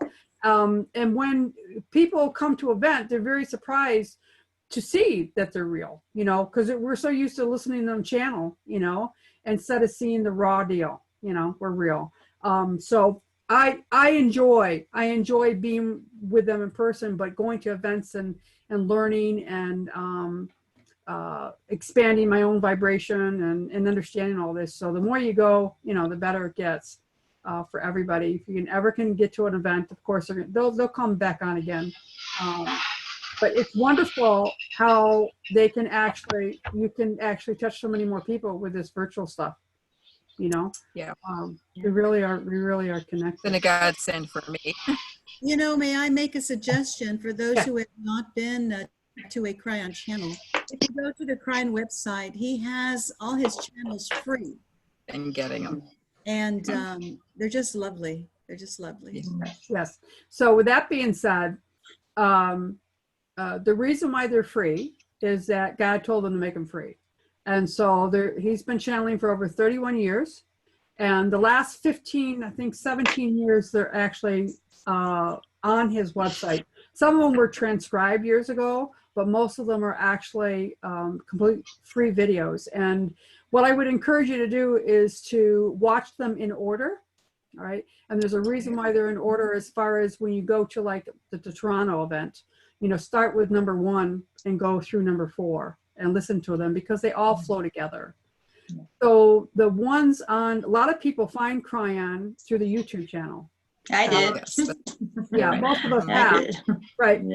But what we try to explain at all the events is that that's not really lead. They're channels, but what has happened is that people have pirated his channels and put their name on YouTube, and people listen to it, and it's good information, but a lot of it is sometimes is old, like 3 or 4 years old, and they really, people get upset is because, when they promote it, it's like brand new type of Kryon channeling, so just to let you know, it's not really Lee's not putting that on there. And the best way, and we always call it, go to the mother load. All right, go right to his site, kryon.com. You can see all the free videos. And then, of course, you can see all the events, and then you can see all the people that's on the team with them. You can learn about the Lemurian Sisterhood, which I'm a part of, and Amber and stuff like that. So we're all offshoots of different things. But the science and spirituality, which Tracy talked about in the very beginning, is a profound time to be able to hear so many great, up-to-date science by the top scientists in the world. All right. And for Lee and the team to be presenting with them for years, I mean, they've been presenting together. And a lot of people don't know the connection. They never thought, that Greg Brad and Joe Dispenza and those guys were part of this new energy, the metaphysical stuff. But it's absolutely wonderful. So if you get a chance to do the science and spirituality, do it. If not, you can listen to the Kryon tapes, and some of them, I believe, Tracy, are they going to be doing a little bit of the channels in between some of the presenters? Like No, just on the Friday. Okay. Because everything was changed. Originally, it was one of the Kryon team members who will be presenting in the evenings for the live event here in Ottawa. But now it's the 19th. Yes, the 19th is the Kryon day. So I think Lee Carroll opens up, and then John Ryan. I haven't memorized the schedule. I'm sorry. I was going to ask something about that. I'm dealing with all the tech issues, so. and there's been many. We've had lots of. So Marilyn says, "Should I be coming on now?" Yes, we're waiting for you. Come on. We're waiting. Oh my God. So, which is cool. She's so funny. So, you guys got questions for her? Put them in the chat box. Put them in the chat box right now, and then she can go through. Or you can just, hey, Marilyn. Or you can raise your hand if you want. That's another thing. I'm going to lower all the hands for now. And then if you have a question and you want to ask live, you can raise the hand if that's okay. Mm-hmm. Yeah, that's great. Yeah. If you want to take over, that'd be great. You want to take over with that? Just like putting her on the spot, Right. I'm going to have to actually, because I don't have the controls. Okay. Okay, you got it. Your hand. There we go. And no, Rhonda, no, the sword does not light up. No, it does not light up. This is selenite, and it's got sacred geometry, laser cut right into it, okay? And in the handle, all right, this is a copper tube, all right? And it's got a macabre, there's a name for it. I don't know the name of this. Tracy? Yeah, Merkaba. It's Star Merkaba. tetrahedron. Yeah. Star tetrahedron. But the stone that it is. Oh, the stone. I believe it's tourmaline. Yeah, tourmaline. So I know what the macabre is. Oh, sorry. Okay. I believe it's tourmaline, but I'm not positive. Okay, Is blue or black? To me, it looks like blue. No, it's black. Oh, it's black. Okay. Black. Then It's, it's yeah, Marilyn would know. She sold it to me. I actually got this in Mount Shasta last year when we did a 14-day event. And even though all the events that I've been to with hers, I waited, you know, and you'll know which one's for you. And these got so much cool stuff that's in the handle. I know it's got sand from Egypt, right? And it's got the actual tones, all the pineal choir tones that are in there. It also has water from the Jordan, the Nile, and also it's got water from Jordan, I believe, too, or Sea of Galilee. What else, Thea? You know more about what other stuff is in here? Doesn't he have the pictures of the masters too? Yes. Yep. The energy from them. Yep. Just go crying. So anyway, so this is when you see Marilyn, when Lee was talking about swords when she's on the stage. I mean, it's phenomenal when she actually points that sword at you and she clears your energy field. It is very, very powerful. And it's true, once she goes into channel, I mean, her body can contort, you know, all over. And, you know, Marilyn she says, you know, I don't know how I do this stuff. You know, can jump up on chairs, you know, and she can't do that normally. Or stand on one foot for a long period of time, you know, which is really, really cool. Okay, cool. So put some more questions in for her, because she loves to answer questions. She loves to interact with people, as if you didn't already figure that out from the video, which is really cool. Do we put the questions in on where it says chat? Yeah, put it underneath the chat. Yep.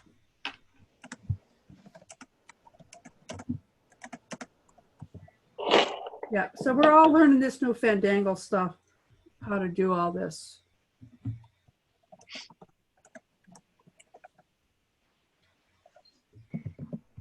So we have a couple of new people. Fred, are you there? And this other Kim. No? It's okay. Hold on, I couldn't unmute fast enough. Hi, this is Kim. Hi, Kim. How are you? Good, nice to meet you. Nice to meet you. I've been following you on Facebook ever since Mount Shasta. I think is I don't know that we met in Mount Shasta last year, but I was there and it was amazing, and I've been following you. So this is an amazing event, and it's great to Thank you. Were you on the first weekend or the second weekend? Second weekend. Okay, because we were mostly in the first weekend, and then we had the Lemurian teaching wheel, right? So we had, that was the actual third wheel teaching that we had event. And so the first one was actually in my neighborhood, in Thea's neighborhood, in Syracuse, almost 2 years ago. It was the very first one. And then the second one was down in Florida a year ago, last January was the second. And then in June for Mount Shasta was the third teaching wheel event. And each time we get better and better. They come up with more information. And now, of course, the Star Mothers have given us information about the Shamanic Teaching School, all right? And so what that is an offshoot of actually the spokes. So there's the 5 spokes and how it's connected. And so the Shamanic teaching is more of teaching and how to live in practical life. You know, how do we use our shamanism? You know, we're all shamans. You know, we're all teaching shamanism, you know. So, which is cool. So connect with me on the outside and I'll talk to you more about that if you're interested in anything. That would be great. I did ask for info on, I will travel to learn stuff. So I'm out in California. Oh, cool. Cool. Well, so is Cynthia.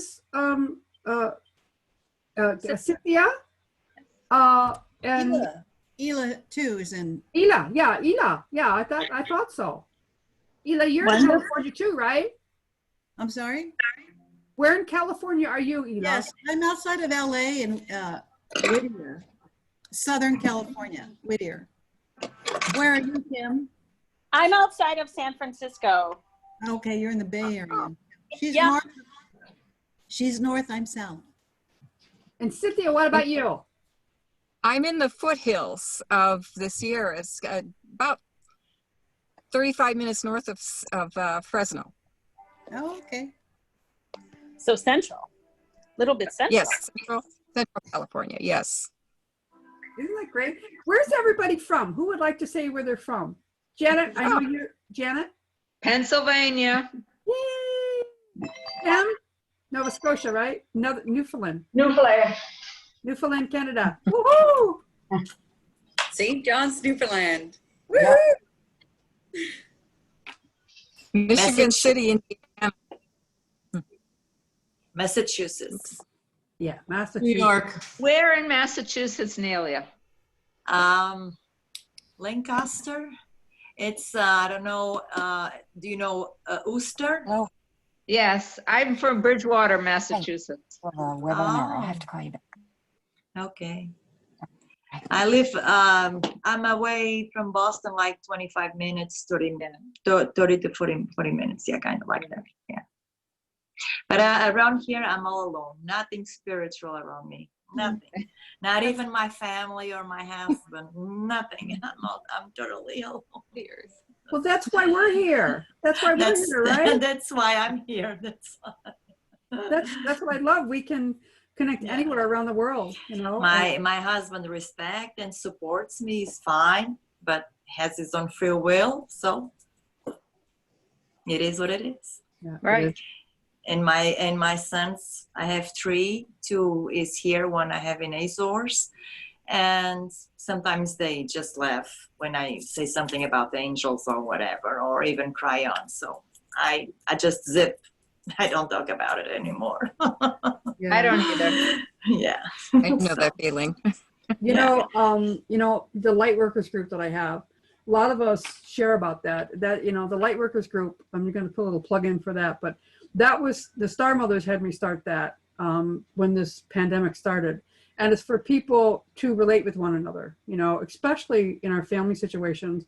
A lot of them don't understand us, you know, and also our friends, you know. So by keeping the connection, that's what it's about, and sharing our lives, you know. And of course, the ones who've been on for the last couple of weeks know I've shared a lot about my life, what's going on, and it's like that's what it is. It's being real and being raw, you know, and that I get the support. And I tell you, the support out there this last week has been phenomenal. So wherever we're living, wherever we're not alone. No. We are just a vibrational way, literally a vibrational way. Well, I'd like to say, Sheila, that your posts have lifted me up every day while this has been going on. So thank you. I have you popping up first because they always put me in a good space. So thank you. Well, thank you. Yeah, you've been very active and it's been wonderful stuff. Thank you. So, and my assistant Tracy has really helped with that on that. But all the posts I do, I make them myself. Most of them I make them myself. Yeah.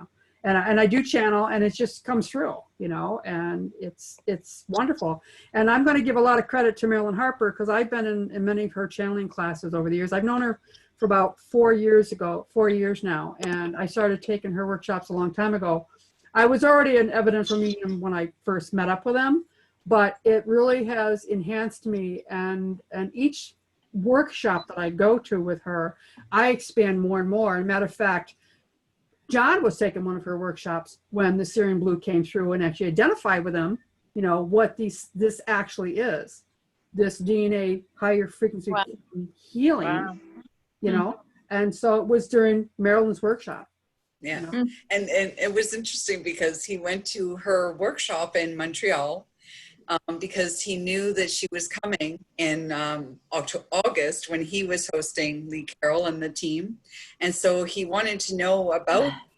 So he really went just to learn about her and her work, so he would be better able to introduce her. Little did he know the spirit had other plans. So I'll never forget the Monday after he called me so early in the morning. He never calls me other than Friday nights on the way to his cottage. And I get a call and I'm like, uh-oh, what's going on? Anyways, he's like, Trey, you're never going to believe what happened. And I'm like, okay, tell me. And he told me everything.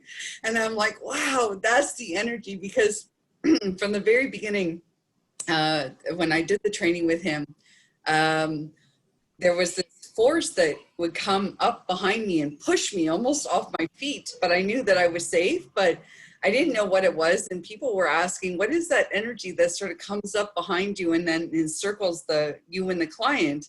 And, you know, then he thought it was just our guides and whomever stepping forward. And then it was when the Syrians came, they were saying that it was them that was supporting this work from the very beginning. So it was, it's just incredible. And then last month, the Hathors came in with the Syrians.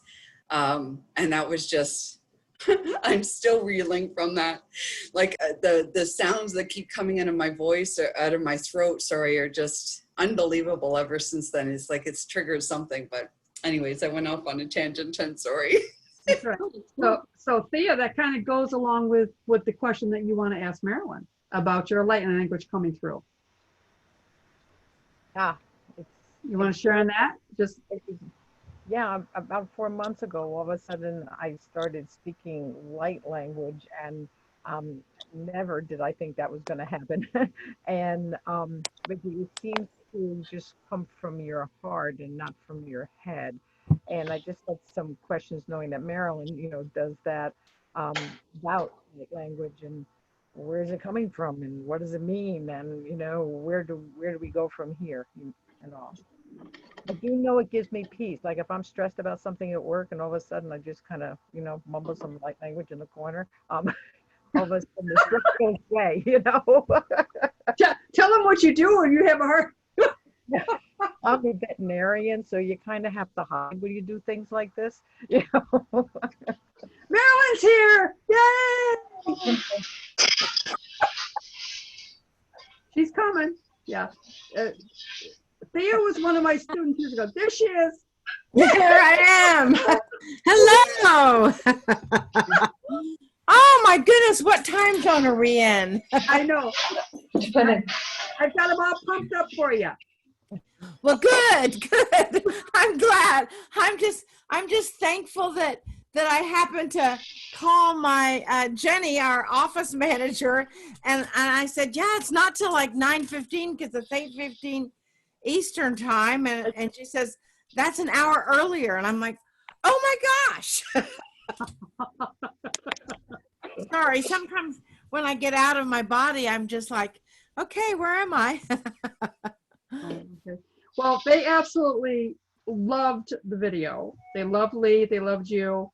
We've been talking about you. I don't know whether you, of course, your ears are probably ringing, and I gave them information about your selenite stores and talked about the plurk workshops and everything that you do. So Thank everybody, you. I want to introduce my beautiful soul sister and close friend, Marilyn Harper. It is so nice to be here with you. I am honored by your presence. I'm honored by the connection and all the wonderful work that Sheila is making. And I'm thankful that I brought my camera and my equipment home from the studio today. You know, that tip off. Oh yeah, bring your information, bring your equipment home. Oh, I'll be there again. Oh no, bring it home. Did you see Tracy's here too? Tracy's right above you. Oh, hello, Tracy. Hello, beautiful. So nice to see you. My hair color's changed and it's longer and it's unruly, but you know, it's all good. You know, that's a woman's prerogative, right? To change her hair color and have it as unruly as possible. I'm thinking, okay, I did brush my hair for you. Great, that's great. So there's questions in the chat box. I don't know if you want me to read them to you. Well, I can look rather- at them. Okay. I think, let's see. Chat, did anyone else lose sound? Oh, that was my problems that I was having. So just go down a little bit. Up, go up in the chat. I don't see, that's all I see. Okay. Scroll up. So you can ask me the questions. Yeah. Okay. Oh, So Marilyn, look, Thea is here. Thea Wallace from my area. Remember Thea? Hello, Thea. How are you? Good, you're looking great. Thank you. I have to remember that my camera's over there and the computer's down here. I think she has a question for you. She has it in the chat box, but go ahead if you can tell it, Thea, because she can't see the chat box, I don't think. Oh, okay. I'm not sure why, but. Well, about 4 months ago, I all of a sudden started speaking light language. And I feel very peaceful doing it. It just comes from my heart. It just comes out. I feel expanded. And I had two questions, like why do we suddenly begin to have light language come through us? And who is bringing in the sounds to us? Is it spirit, galactic family, or higher self? I took your channeling class about 1.5 years ago, and ADIRONNDA, when you go by, said you're beginning to write light language. Then I said, yeah, right, not me. And so here, and they probably said, change your bracelet. Yeah, exactly. And so here we are, and those are my two basic first questions. Well, the light language, and it's so fascinating that you bring this up. I had my Channelers Academy office hours this afternoon, and that was a topic of discussion. And then we had the New York How to Channel class yesterday, and that was a topic of discussion. So it's fascinating. It may be coming in more and more. The language of light, so it brings in, as you know, an encodement in your heart and in your inner field, much more than to your mind. And there are more and more people that are spontaneously speaking it. It seems that the galactics, and those, when I say the galactics, they have communicated with us in many different ways. And the galactics are a group of beings from multiple galaxies that have come through me before and have asked for help. They came through, I think, last weekend in the Los Angeles channel during the How to Channel class. And they, or maybe it was on the double digit. I've done so much channeling lately. I'm like, oh my goodness, I'm not in my body, obviously. And they alluded to some very specific things that were going to begin happening. It's possible that the language of light that you are experiencing and multiple other people are experiencing are a part of that. That's a very strong possibility. The language of light is different for each person. And first of all, congratulations. And to know that as you know, if you've done it, Thea, you just get to go with it. It's not anything that is unusual. It's not anything that is, well, it is pretty unusual. It's not anything that you have any control over.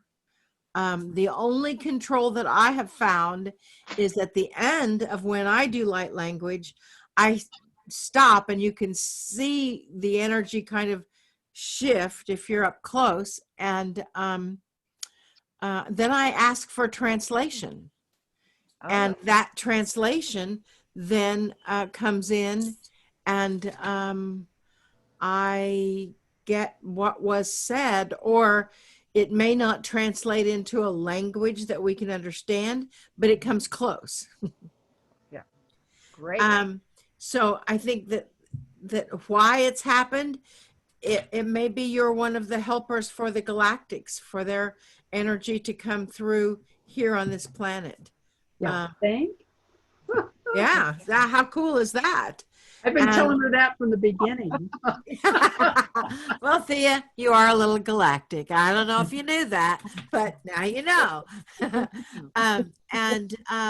You know, I've never asked where it comes from or what galaxy or what language is being spoken.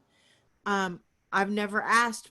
I think, you know, our linear mind, our linear ego kind of wants to know, but I don't know that it's ours to know. I do know that when I need to stop all these little bells and whistles on my computer, don't I? I thought I shut them up, but I didn't. With that energy, when I have communicated with the beings of light from other planets, depending on where I am, the language is different. Like when I was down in Cancun and we went to Exbalam, I can never remember exactly what it was called, but that's where one of the most ancient races of Aztecs were there. And the language that ADIRONDA, or a being, they said that they were one of the warriors that were there. And it sounded like their original language, which now is nearly extinct. When I was in Israel, it sounded much like Aramaic or Hebrew, depending on where we were. So I think that it's something that goes beyond what our physical words can communicate, and it goes into the heart and into the inner realm of our field that we can feel, but we cannot consciously connect with that so much. I know that if you've started doing that, you may, especially if ADIRONDA said you're going to start writing it, you haven't yet, you may start getting it. And what ADIRONDA has said many times, when you're writing the language, if you get symbols or a series of symbols, they are like a library of information from that galaxy. So that may be what you're experiencing. Woohoo! Thank you. Woo-hoo. I'll get my paper and pen out. Yeah, I would say when you're channeling, when you're connecting with that, have your paper and pen there, have your pen in hand and be ready just in case. I know ADIRONDA has written out signals in a language of light and has told people, put this by your bed at night when you sleep and you'll get information there. Cool. Thank you. You're welcome. So, Johanna, you had a question for her about being a Blu-ray and about your actual the things that you do, making energy jewelry, and about entities. Would you like to go ahead and ask Marilyn about that? About Okay, the Blu-ray. great. Thank you, Sheila. Hi, Marilyn. I'm Johanna. Hello, Johanna. Nice to meet you. It's nice to meet you too. So real quickly, I had a medical medium once tell me that I was a Blu-ray being. And I felt like royalty when he said that, but I didn't know why. I'm like, what do you mean a Blu-ray? Like, I don't know what that is. Did he explain it? No, he told me to go to a website and look it up. I went to Shekinah Rose, and I could feel her energy from it Arizona, Sedona, but I still don't quite know all of what it is or who we Well, are. my information on the Blu-rays is maybe different than what it says in Google, because I don't read Google and I don't read anybody else's work. This is what I've heard ADIRONDA communicate. And it's also fascinating. Have you had a session with me in the last 2 weeks? No, not yet. I'll say not yet. Okay, so I'm no longer doing private sessions because this was scheduled last October, and she's just now having the session, and she asked about the Blu-rays. So it's like, how odd is that? I mean, it's like, you know, this is very synchronistic, and that might be a good question for ADIRONDA. And ADIRONDA will be coming in later since it's not 11 o'clock at night like I thought it was going to be. But this is what I know. Okay. Of the 12 root races of extraterrestrials, the blues and the light beings are the two highest, most evolved races. The blues and the blue ray, they come in through the Arcturian energy, which is the blue planet, and the blue planet series, which is where, interestingly enough, ADIRONDA is from. Okay. The blue ray of light is the will of source. Okay. And so if you are a part of that galactic, I hope I'm not getting too woo-woo for y'all. No, but I'm actually vibing right with what you're saying, and I want to go all the way. yeah. I'm feeling it. Yeah, if you are a part of that, and that would be something that ADIRONDA would definitely confirm, that that it's highly evolved.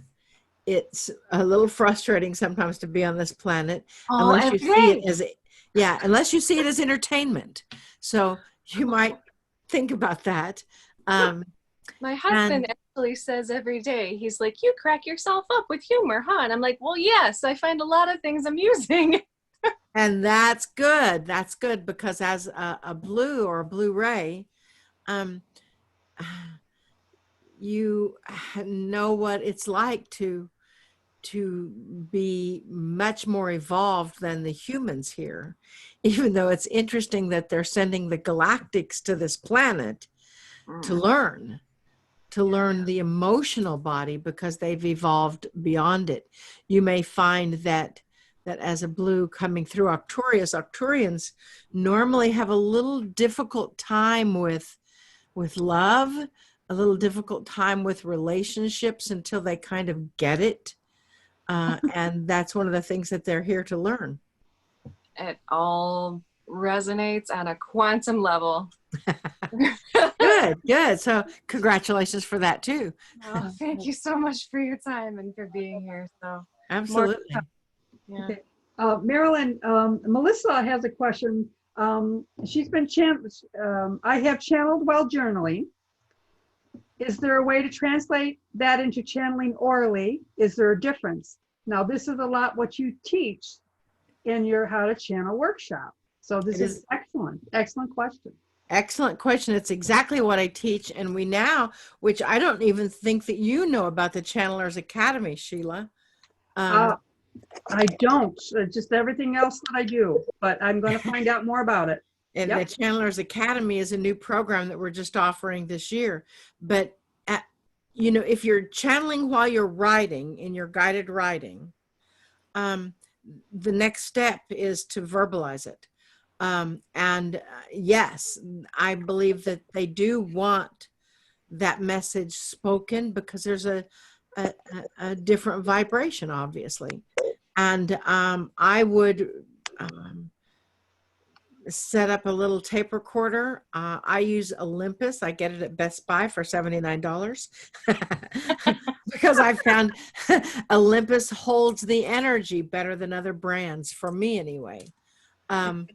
and I use a little external microphone, which is a Sony microphone, because the Olympus microphones they can't hold the energy. I don't know, but Good to know. it's all involved. And I when I started channeling, I started with guided writing, just like you are. And after, it took me 3 years, but after that, I began channeling verbally. That was not what I was intending to do.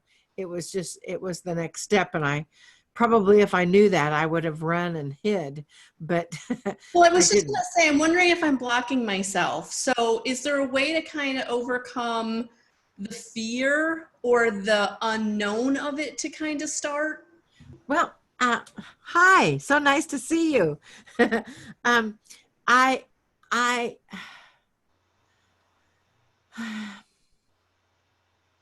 practice is one thing. And what I had to do is, for me to channel verbally, it just felt too weird for me to do so by myself. I had to have someone there that was asking questions. Okay. And then a trust, a friend, somebody else in this group may volunteer. But if you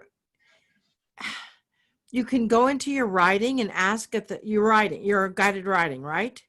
Yes. Yeah. And I can feel the difference. Like when so I've had more than one come in while I'm doing the guided writing. So I'm able to kind of differentiate like the different beings. And then at the end, they usually tell me who was here.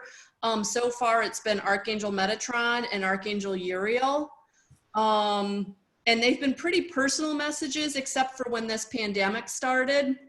I was starting to get messages that were more global, but I didn't share them. I kind of kept them for myself, not knowing really how to share them but it really kind of helped me facilitate my life, knowing that everything was going to be okay. Because that was what they kept saying, was that all is well, all is well. Right. So I knew I was starting to get like transitioning from like personal messages of my life journey to now the global and the collective. So it was like, now do I need to take this from the writing into the oral aspect or the sharing in a different way? Well, I think that orally, I think, and I'm moving my camera, can you tell? We're not in the twilight zone. It's okay. That freaks out my technicians when I do that. I really believe that if you're getting the information in your writing, there's two things that you can try. First of all, in your writing, right at the top of the page, is there anything that is blocking me from speaking these messages? Okay. And then see what they say. Okay.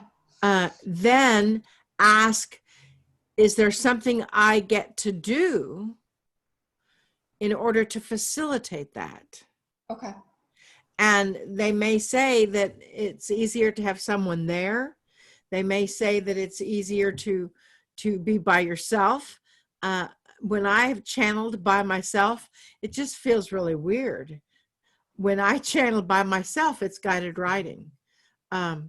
And so, and when they are guiding me to say, you need to bring your camera home.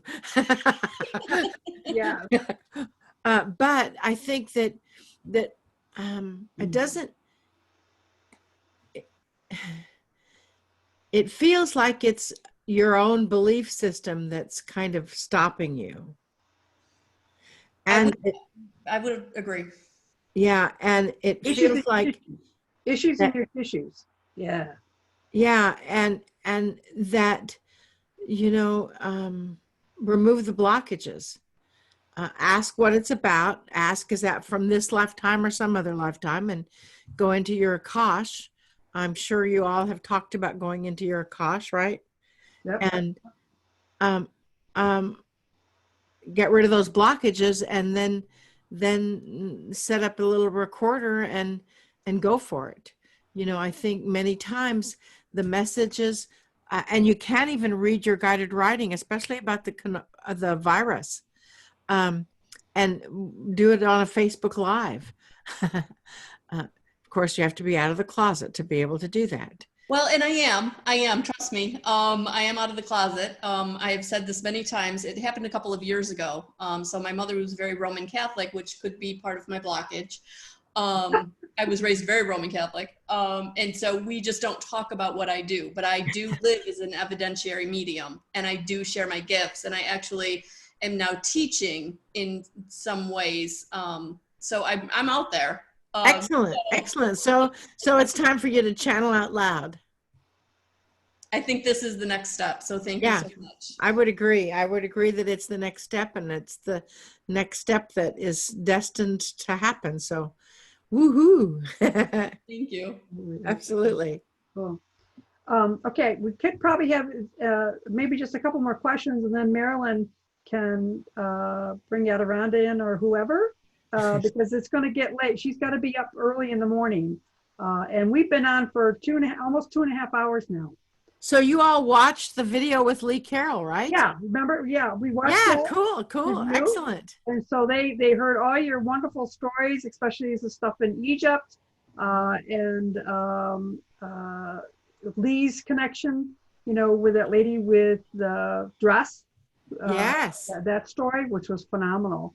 And I love the story when you guys were in the temples, and when the officials were coming through, and that was awesome. And I remember when that channel came out, and the channels that you do, you can actually feel the vibration, everything that's there, because like you're right there. And I can just imagine what they were thinking. It was an amazing thing, I have to say, because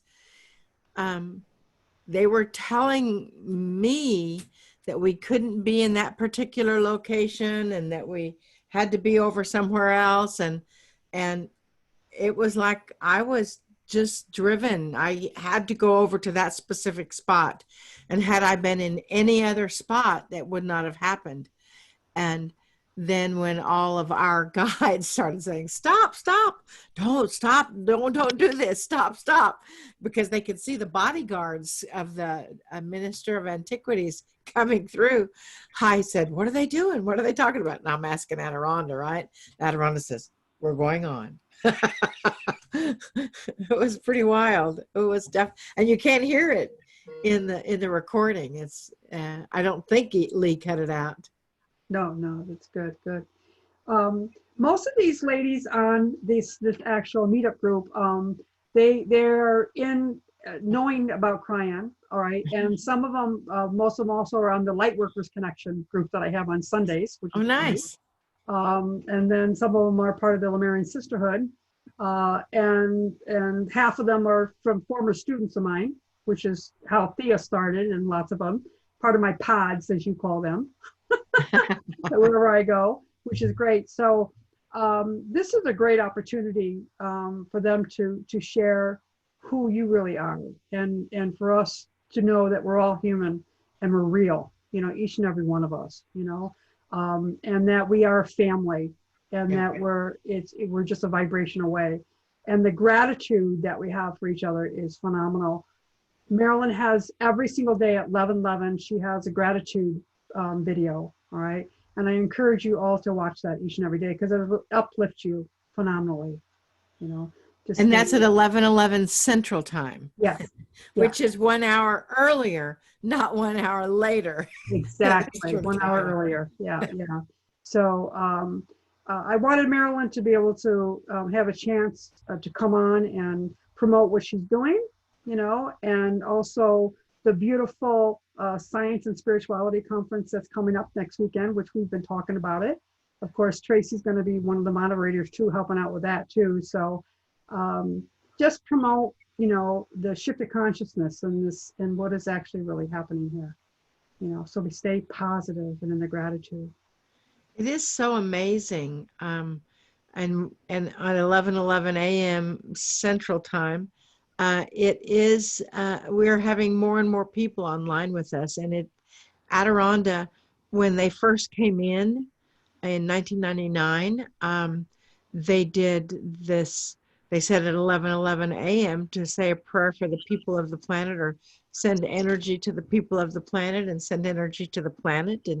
And they've mentioned it off and on from then. And then, interestingly enough, I believe it was January or February of this year in Miami, or one of the cities that we were traveling to, they actually said, okay, we're going to revive this and we're going to do it very specifically. And they ask, and each day we put our hands at the prayer position at the forehead, and they which is the highest honor that you can pay for anyone. And then they bring them to the face, and which is reserved the honoring of the officials, the government or leaders of the planet, and then to the heart, which is honoring of the people of the planet, your friends and your colleagues. And then they added to that to then place your hand on your heart flat and give thanks for you. And it is very powerful, and I've heard from a lot of people that it's a nice way to just take a little breather for a few minutes. And sometimes I'm in makeup and everything, and sometimes I'm not, and I show you pictures of my home.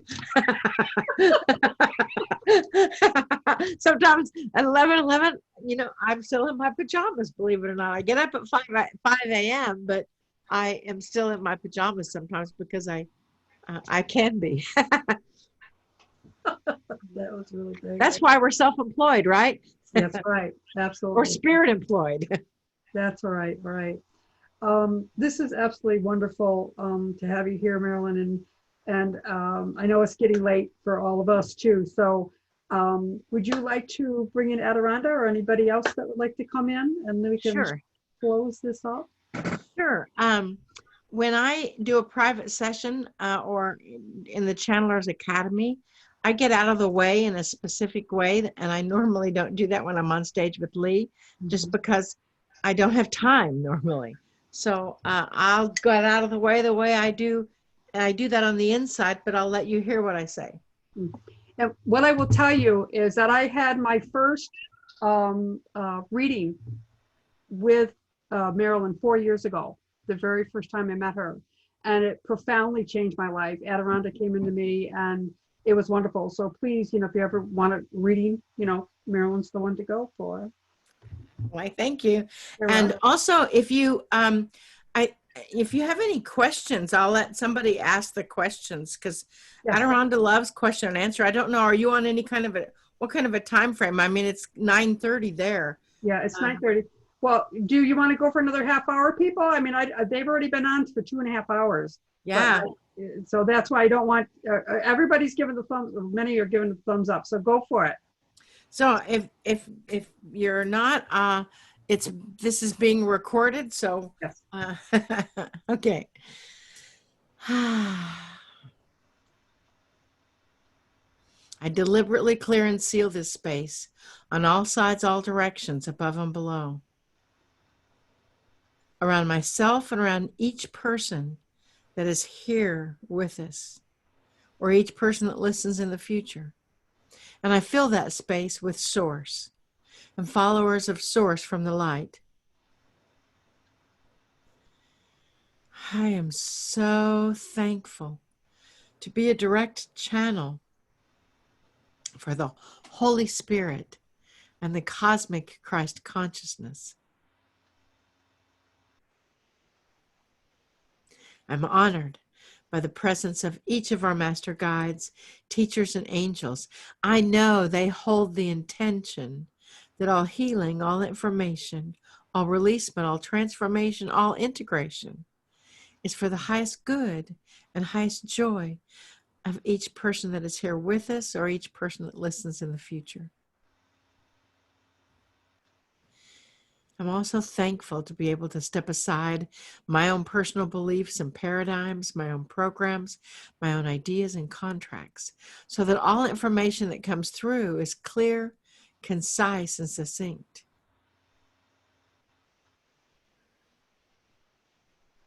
We do open the Akashic records to be able to see past, present, and future. And for this, I give thanks.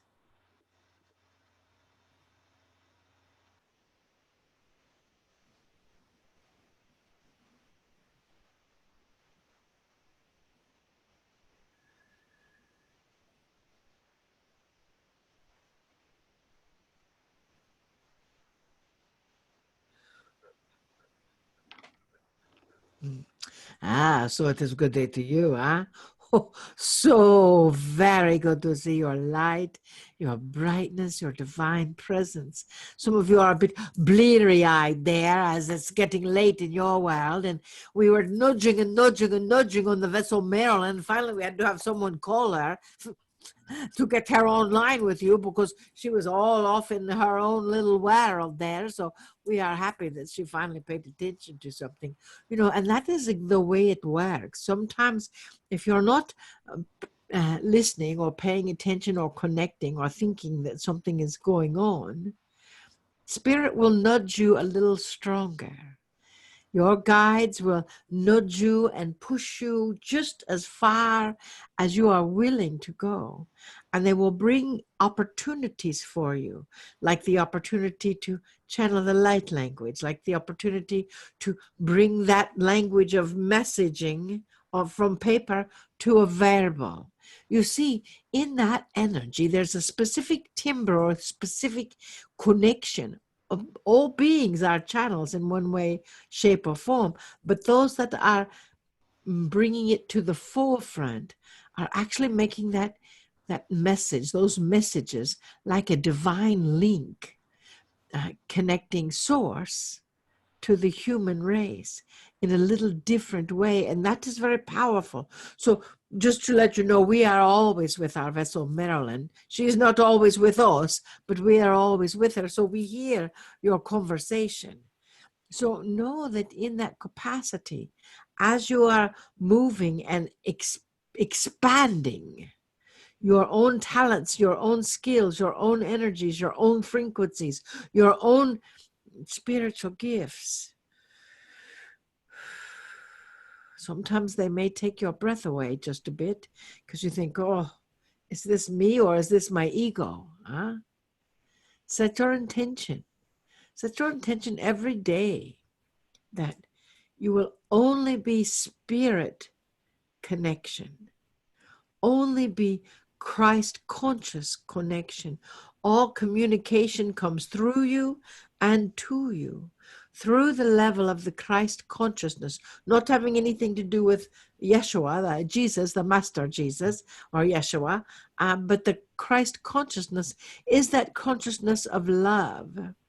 And that way you can set your ego aside that would say, what are you doing up there? And you can say, now just be quiet, I've got this one. And in that capacity, your gifts, your talents, your skills are coming through stronger and stronger. We do see that in this group there will be an artist. We have an artist here, yes, that will be drawing symbols from the ray, the rays, maybe the blue ray, maybe the ray of light that will be drawing symbols or creating them as activators that are coming in a stronger capacity with color and light. And so think of it in that capacity, color and light, and to utilize those symbols that are coming through your home planet, possibly to this planet. You see, the galactics are definitely coming through and paying attention to this planet. And as they do, they are asking for help so it becomes safe for them to be present here. And so you may be a part of that in bringing in those symbols in the form of art that someone may look at and think, oh, that's so beautiful, I love the colors. But what is actually happening is an encodement into the energy centers of their body. So trust that that is a possibility. You have many strong energies here with you. Sheila, dearest, dearest divine Sheila, know that you are a catalyst. We've told you this before. No. Yes, you are a catalyst of human life. You bring forth human life into that energy. And we honor you for that. And you elicit change. You sort of open a doorway to all of the infinite possibilities of the universe, all of that vibrational frequency. And with that doorway that is open, it is like they raise the floodgates on the dam. It is like big, huge energy coming through. And you're so connected to the Lemurian, you're connected to several different groups. And it is like, that is why it is like the floodgates are coming open, that the energy is pouring through. And dearest, you have no choice. You get you always have a choice, but you get the opportunity to be that catalyst for the humans that are coming to you and connecting with you. And it will get much larger than this as well, huh? I know, I feel it. Yes, yes, exactly. Very, and to know that for those of you that we are familiar with here, Tracy, it's good to see you, and it is the energy of light. We see that the beams of golden light coming out in your auric field, and dearest Thea, we know that you are stepping into your power, stepping into your presence as a channel and as a link. We're wanting to shift the language regarding channeling. This old Marilyn says, well, there's nothing like pushing against everything that you're doing. However, what we are seeing is that it is time for the link of divinity to become more mainstream. So it is not something that is considered woo-woo or something, in the past, the seers, the prophets, they were honored. And then it became something that people were judged for. It is now time again for that to become a link, to bring in the higher consciousness of information, which each of you are doing. And so each of you are bringing in that higher consciousness of information, and it is a power-filled energy. So, and it's going to get stronger.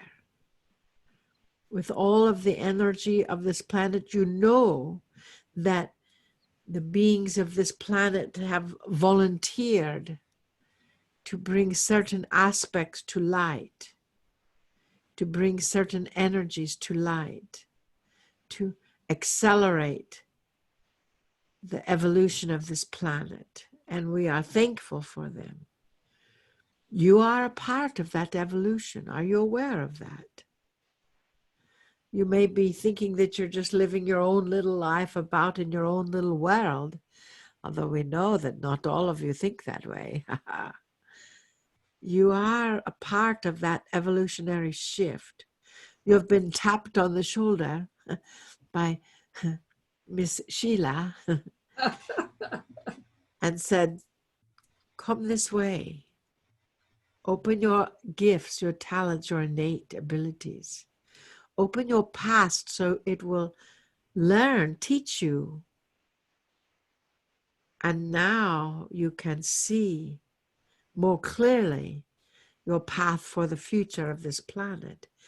Sheila, dearest, is a gatherer of people and a way shower, and is shining the light on your abilities, shining the light to be a cheerleader, to help you develop those abilities. They're there. You maybe shut them down at some point, but they are still there. And now is the time for them to come to light.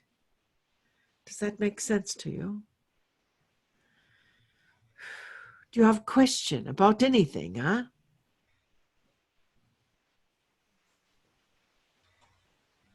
I have a question. This is Yes. John. Hi. Ah, the Blu-ray, huh? Hello. Yes, yes. Hello, we see you, you know. Yes, you I are a Blu-ray. You I are a think part of the galactic race that you have been many of the galactic races, and you have evolved to the blues, and you are coming into this planet now, coming back from the future, a deep future, long future, and you are back here to assist and help activate those that you are encountering. You are an artist as well, yes? yes, I am. And so you will be doing your art as a part of your work. So congratulations, huh? Thank you so much. Thank you so much. And what is your question, dearest? A good question. My question was what is the next thing that I do to move forward with my art and my gifts? How do I really just put the green light with it and go and move forward and connect? We believe we may have mentioned it, that you're going to be combining. What is your medium? I like color and light. I want to draw on paper with markers and pens and paint and gel pens, and then cut holes out of it and use light through it, and then take pictures of the paper with light coming through, and then So play. that is your next step. Okay. You're going to be bringing in symbols from your galaxies. Okay. And you're going to, and they may or may not make sense. You may be putting and they may feel almost like doodles at first, but as they are coming to fruition, and you will combine light and color together, and it will activate the energy centers of anyone who sees it. It may not be making you lots of money for the sales of them. However, you will also be speaking and teaching about how to create the soul painting or the soul art for you, for a person individually, that will activate their own soul. And we actually see, are you a speaker? Yes, I was a martial arts teacher. Perfect. Perfect. Because you see that meditation with being able to focus the energy so completely as in martial arts, that is coming through in your art. And that is why it is interdimensional. You will be using all of your skills. And we see you actually teaching weekend workshops with anywhere between 300 and 300 people. So, to teach the technique that you are creating right now with light and color and marker and cut out and all of that. Thank you. Thank you for your time. Yes, of course. Of course. Is there another question from someone, huh?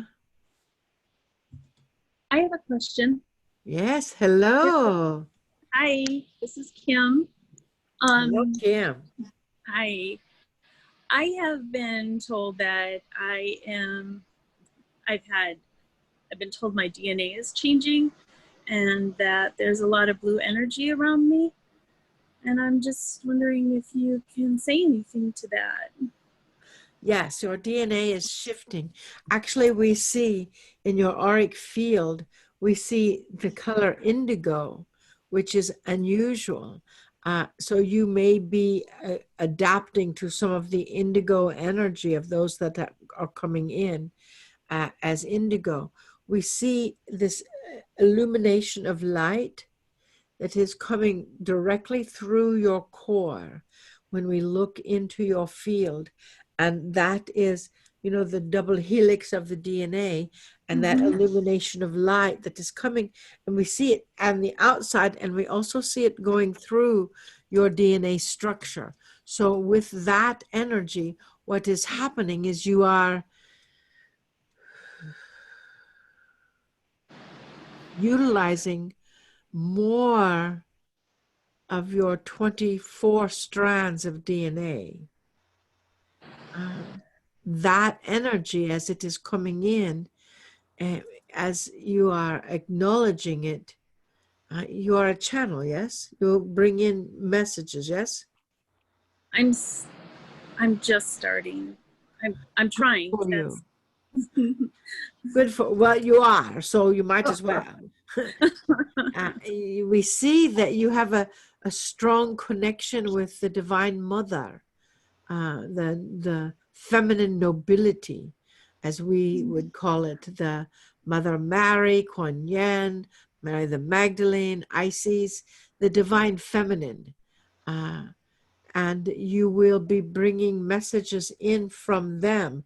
The feminine energy is activating in your DNA structure to bring that gentleness, that compassion, that intuitive clarity that the feminine has in a much stronger way than the masculine, although the masculine is coming along and getting it.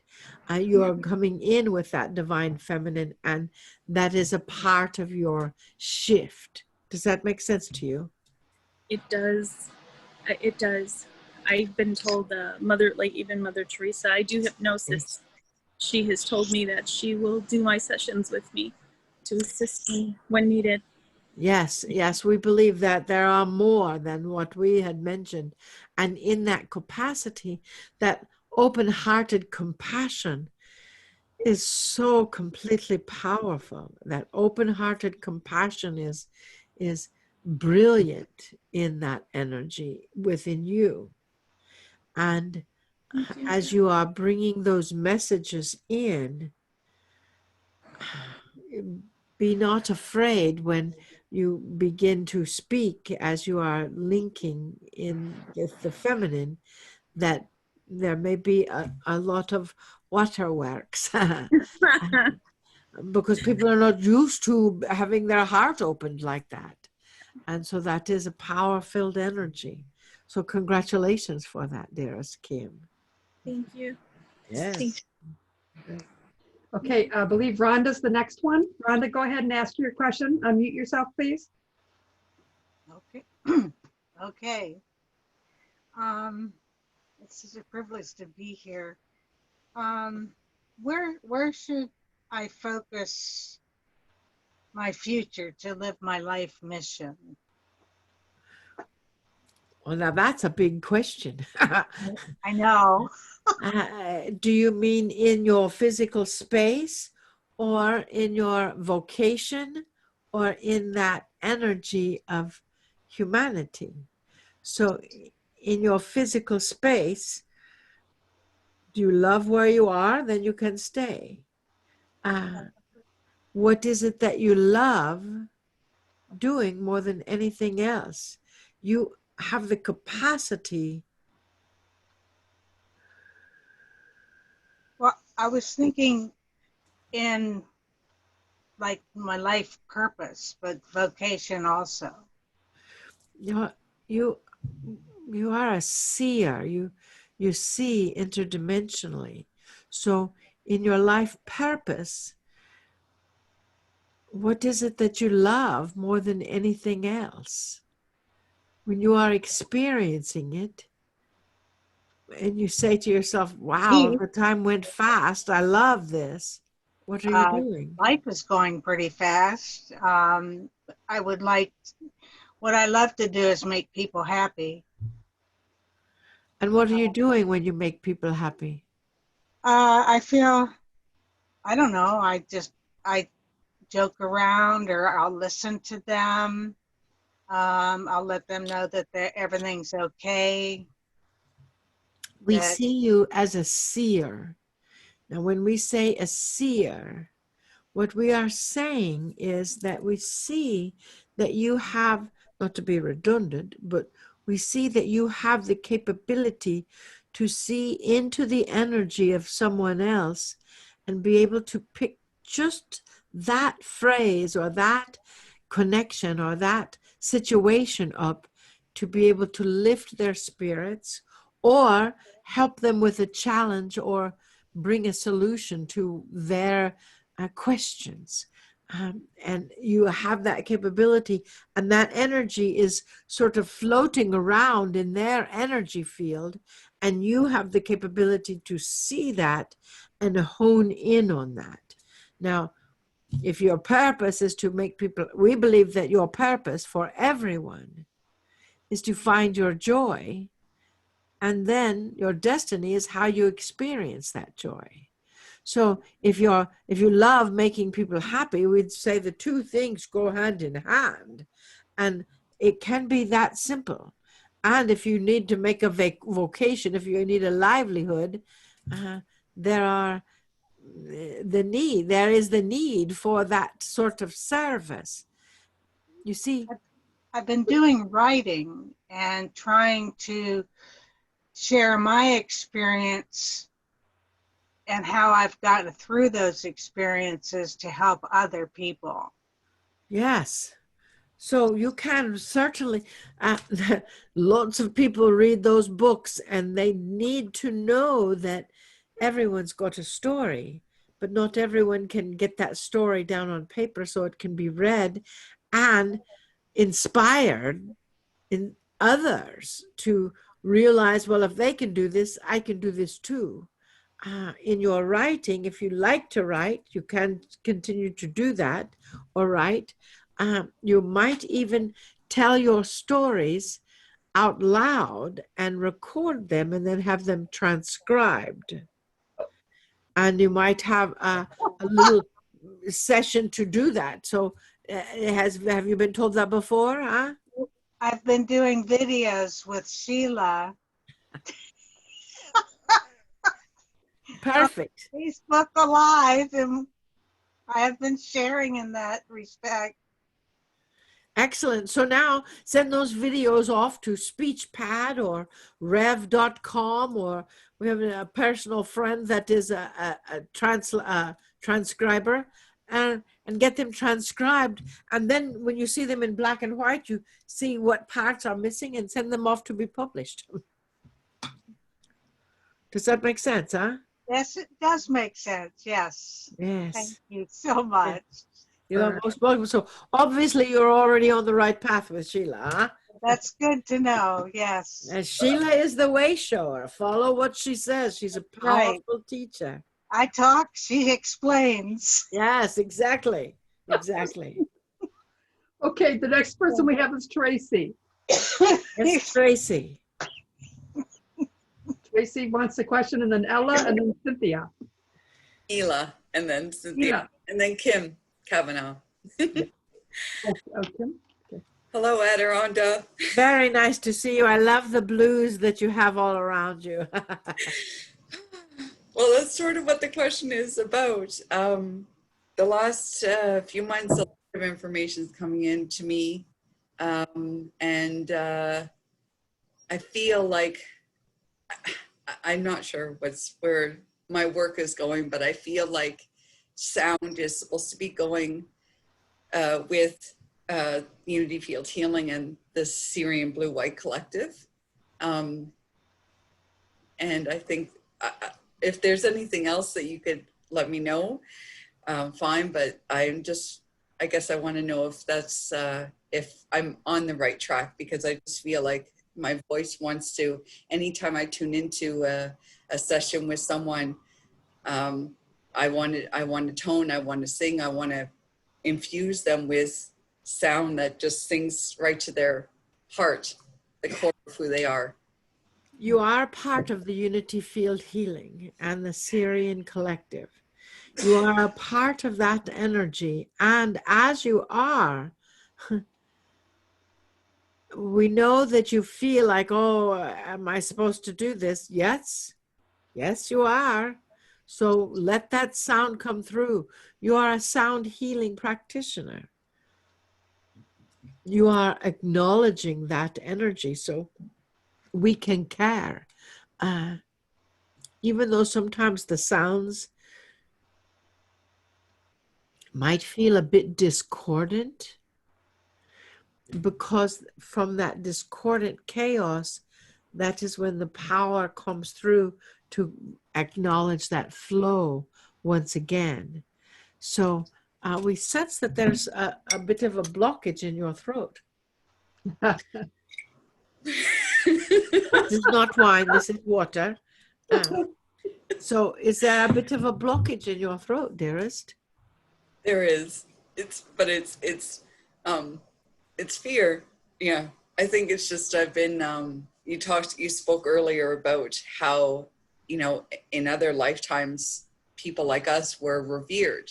And now, in the last few lifetimes, it hasn't been so. And so I just feel like that's what I've carried into this life, even though I know it's not the truth, but it still weighs on me.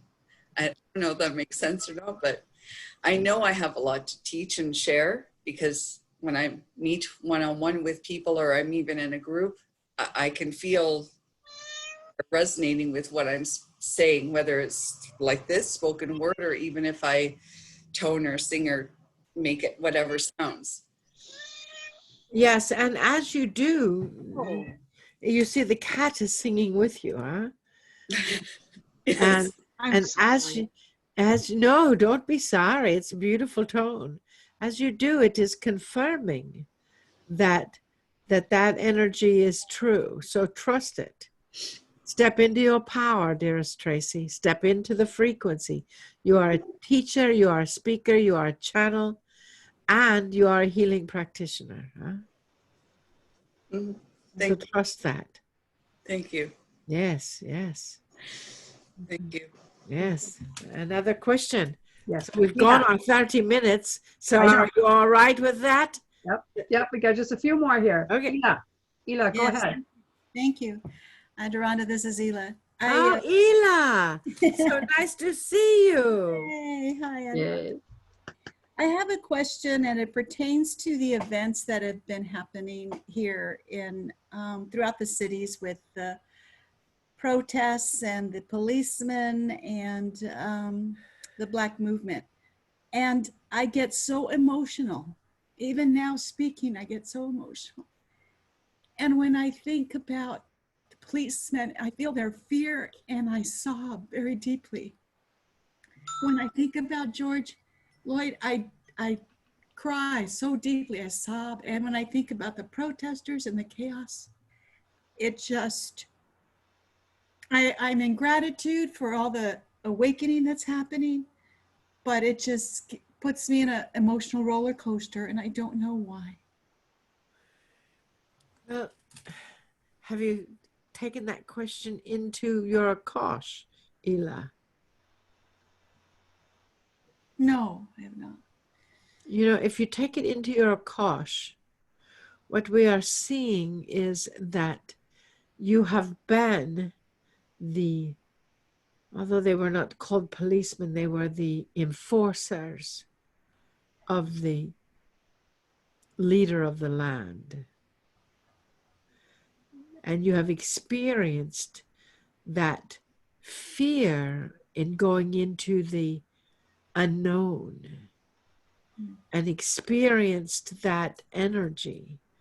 So you are compassionate with their fear, and you have also been the victim and have experienced the biases and the prejudices against you for being who you are. So what this is doing is this is bringing all of that energy up to be healed. Yes. It's bringing it to the surface. So ask in your meditation or in your guided writing, ask what else there is that is connected to this that you get the opportunity to heal. And as you do, you are you doing guided writing? Huh? No, I'm not. You might think about it or put a tape recorder there, and you, with that energy, you might bring forth. We actually hear almost a piece of music. Are you a singer? Well, I tone with Dr. Todd. you might bring forth the musical tone, or maybe you're turning it over to Tracy and she is toning. But we hear a lilt of music, of tones that actually work in the healing process for those, the police officers and the victims that are experiencing that. And we see that it comes, the emotion comes from your kosh, and that deep, deep sorrow that is almost unexplainable. Yes. And that is what you would want to reach in and heal in that capacity. And you can certainly do so with a session with yourself. You know how to get into the Akash, yes? Yes. And then go into your own Akash and ask for that specific, for those specific events that need to be healed, integrated, and released, that are pertaining to the emotional connection that you have with those that are right here and now in this drama that is playing out, to bring to light. And that is what you have done in many past lives, is you have brought to light something that is not in integrity. And so a part of you, a part of your cells are sort of freaking out again. So it's like, okay, so how is this going to play out, and what is going to happen? Am I going to have to do this again? Mm-hmm. It's like, you guaranteed that I would not. and they did, and you aren't. You don't have to. But you get the opportunity to hold the space for it to be coming through as easily and effortlessly as possible. You see what we say? Yes, that does sound true. That does ring true. Thank you. Thank you. Yes, of course. More question, yes? Yes. Okay, we have Cynthia and then Kim K. So we have two more people. So Cynthia, go ahead and ask your question for Adironda. Hello, Adironda. Yes, hello. You always make me smile. And you have such a beautiful smile, huh? Are you driving in a car? Well, it was the only place I would have a little quiet. Oh. We've got two young big dogs inside, and they bark whenever they want to. So, yes, my question, first of all, I'm going to say I feel like a volcano with the insides beginning to boil. I have so many wide interests, so many ways I want to help, that it's just bubbling inside me. One of the scenarios is this thing that's going on with the Black community, but also, and it's probably because I am Native American, very emotional about that. I so want to be a part of bringing the Indigenous and the non-Indigenous into balance. And I want to be a part of healing. I have to heal myself first, and I'm a little slow at that right now. So I know going into the Akash, I did go into the Akash when you did your virtual online. I did have an experience. A couple of them I couldn't hear, but I did have one experience. It's kind of, should I tell the experience right now? Well, what we're seeing is that aside from that experience, and you can certainly share it with the group at some point, but what we're seeing is that volcano that's bubbling up, that says, I have to do something, and I want to do something, and there's so much going on that I don't know where to turn and don't know what to do, correct? Yes. And so that would be what we would recommend that you deal with first. You meditate, yes? Yes, yes. Probably I should longer each time. You know, it is, during these times, we've actually asked the vessel Marilyn to extend her meditation. So if you meditate for 10 minutes, you might try 20. We like Insight Timer, which is a phone app, because It gives you lots of variety there, and you can meditate with the vessel Marilyn. She's on Insight Timer, and you have other people that you are connecting with. It goes with the telephone, you know. And so with that energy, we feel that overwhelming.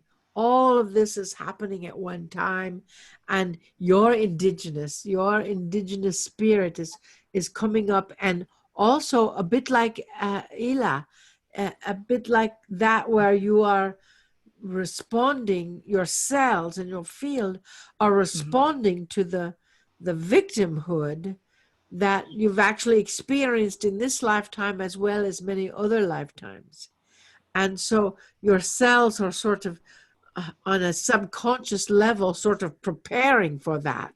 And you get the opportunity to calm them down first and forgive all the people that were involved, of course, and forgive yourself and calm that energy down, and then see what rises to the surface for you to experience or deal with. And take that very first thing, ask, what is it? What am I to know first? What am I to do, to say, to be in a state of divine grace? And then follow that guidance immediately. And it may sort of chink away at that volcanic energy that is, we see it bubbling up within you. It is one of those things that you've got so much talent, so much skill, and in your course, you've had all of these experiences, and it's like, okay, that is fine, but what do I do with that? And that's a bit of the question. So every time you feel that overwhelming part, there's overwhelm points on the body that you can actually massage, and that are just underneath of the collarbone, about 2 inches in the center of the collarbone. And they're probably a bit tender if you're feeling a bit overwhelmed. Yes. I have noticed that. Yes. And so massage those, and that will help you in that overwhelming feeling. And then take one aspect, one thing that you can make a difference about, and then start brainstorming on that one thing. And then you can go on to others, but start with just one. For some people, we tell them to start with 3. For you, we want you to start with just 1. Does that make sense to you? Yes, I do get the 11:11 Pacific time almost every day. I do catch Marilyn on occasion, but it doesn't. And you can actually do the same thing live on Facebook too, in your time zone. Think about that. Yes, absolutely. Wouldn't it be wonderful if someone was doing it every hour at 11:11 and accommodating that on Facebook, huh? Yeah. Yes. Great. Yeah. And that could be the one thing that you do. So know that it doesn't have to be something that appears to shift the world and the planet, but sometimes that one tiny thing does. Huh? You see what we say? Yes. Yes. Thank you. Thank you for your service. Thank you. And there's another question, yes? Yep. We have Kim K. Go ahead, Kim. Oh, hi. I'm doing more energy healing work, and I'm just trying to figure out which form or energy work I should be doing. Well, we love the flower of life look that's right above your head. I painted them. Yeah. Yes, that is quite impressive. Is that on your wall, or is that virtual? On the wall, along with the other one. Yes, very nice, very nice. So, which modality do you love the most? I don't know. I'm still exploring because I have done Reiki. I'm doing UN method now, and I'm going away to do the Unity Field. What else am I doing? I'm doing the Auric course right now, so I'm doing OWAC stuff. So you want to be aware that sometimes some people take all the classes and they never quite step into it. It's all the same healing. Reiki is a foundation, and unity field healing, holographic healing. That's the one that our vessel Marilyn has facilitated. All of those sort of work together. So we would say to only focus on 3 at a time. You've got your Reiki, you've got your unity field healing, and whichever one you love the most. And then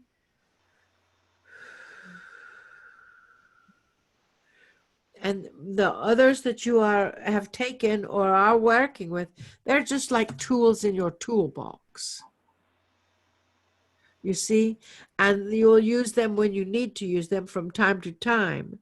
However, with that energy, what we are sensing or what we are seeing is that you have hot hands, yes?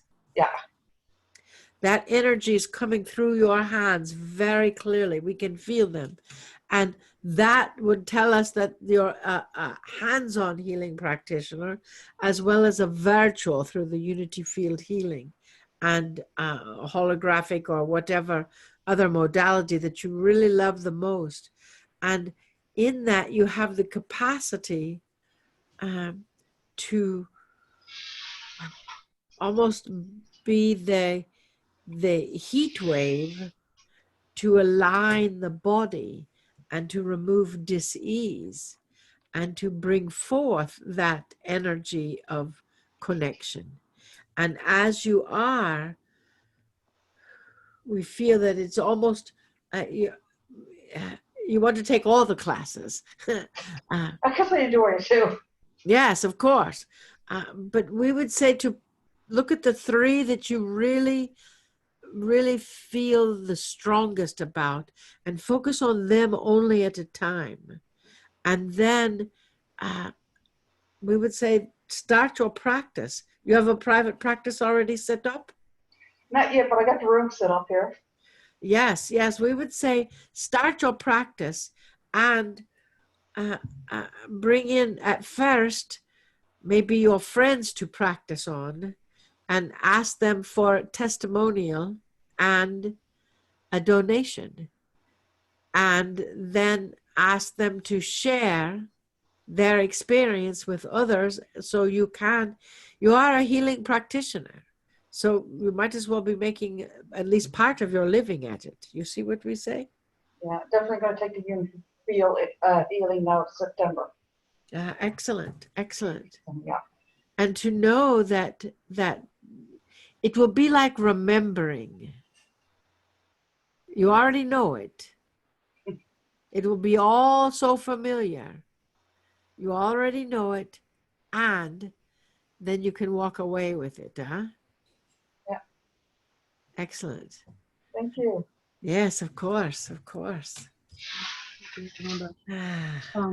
We have the people that wanted to ask a question did, but there's 2 other people, Amy and Waleska, who haven't asked. Would you like to have the opportunity to ask anything for ADIRONDA before we close? Don't you love that look? Don't you love that? I know. Come on, Waleska. I know you want. Well, Amy. Okay, go on, Amy. Amy's one of the students that I taught integrated energy therapy to. She's one of my masters, so she's cool. Go ahead, Amy. I'd like to just interject and thank you for talking about the channeling and things like that, because it sure explains a lot of things that I had experienced years ago when I first started doing channeling. I really haven't done a lot of channeling since then, but it's like, oh, okay, now I get it. All right, so thank you for such a great explanation of that in the videos and so on. And as you are working with that, dearest Amy, you know that you are almost coming back round to it, and you are channeling, but it's not in the same capacity that you did before. So that is a very powerful thing as you are connecting with that integrative healing practice that you're working with. Yes? Yes. So we are pleased that you are continuing that process. And as you are, you will be playing with it just a bit more. And that avenue that you are playing with will be a power-filled energy. And you have a private practice as well, yes? No, not as of yet. If that is something that you choose to step into, you certainly can. It is a possibility for you. Yep, Thank that's, you. that's next on my list. Thank you. Yes, of course, of course. Okay, well, go ahead. Hi, thank you. I do have a question. I have 3 small children, 2, 4, and 6. Any advice or recommendation on how to raise them in the new energy? Good luck. You have your hands full. Realize that that they are crystalline. They know more than what really most people do, and that they can be reasoned with, and you can explain, but they also have the input of the sensory input for them is extremely heightened. So they may be very sensitive to sound or touch, or have you noticed that? Yes. Yes, I have 1 for sound. Yes, and to know that they may be a bit more sensitive to some foods. So with that energy, you will acknowledge and get that focus of clarity. And as you speak with them and play with them, that let them lead and let them be the teacher, so to speak, to give them that confidence. One of them sees interdimensionally, yes? I don't know. We believe that they do. They may or may not be able to identify it, but they do see interdimensionally, and they may see things that might make them a bit nervous. So if they ever start asking, be open to answer, and you've got the answers within you. So, and it is about helping them decide what is the strongest avenue for them, and what would be something that they would choose. And that will teach them their own self-respect as well. So many times, especially with 3, the energy gets so high, and the energy that people just go on, and survival is a key. And it would be very effective if it were possible for you to, even if it were just 5 minutes, to spend 5 minutes with each child, just devoting your attention to each one, if that is possible. You see what we say? Yes. Yes. Thank you. Yes, of course. So, dearest Sheila, you have an energy of light that is all around you. You are stepping into it, and we ask you to continue with this. We don't know how long you've been doing this, but it is good that you are, and we're asking you to do it even more as the catalyst that you are. Huh? Yeah, absolutely. Absolutely. Oh my goodness. Is there anything else then, dearest? On a personal note, most of them know what's going on with my daughter, because they were on the light workers connection with me, and I did share. Just keep lifting her up in prayer, I guess. Or yes, we will send her lots of good divine energy and hold her in the light, and you can communicate with Vessel Marilyn at some point about the energy that we will hold within her. Huh? Absolutely. Thank you. Thank you. Yes, of course. Well, we know that you have been here for a long time today. Yes, yes, we have. Yeah, we see you, and we love each of you. We see your hearts and your light and your soul. And we will return you to our Vessel Marilyn and bid you namaste. Namaste. Namaste.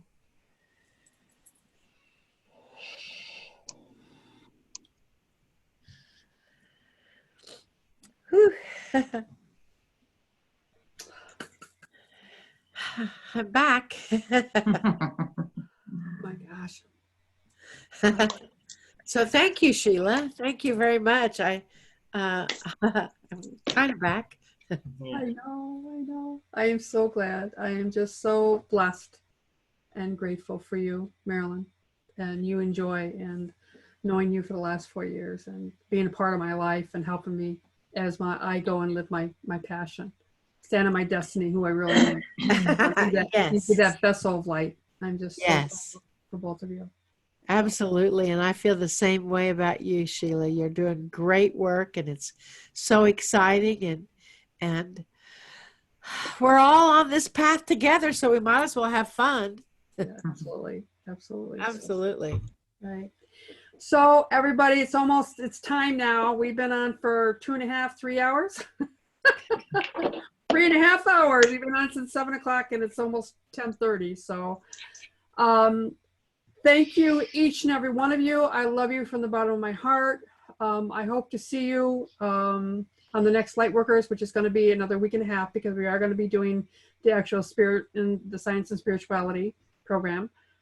So you guys already know about what I do there as far as the Lightworkers, and then also the Lemurian Sisterhood on the 21st. So we're going to be doing that.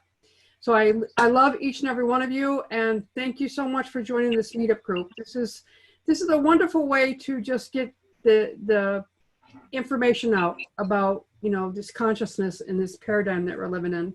And remember always to stay positive and always to stay grateful and come from your heart center, and shine that beacon of light, be that lighthouse, and shine it brightly, magnificently. You're all magnificent souls.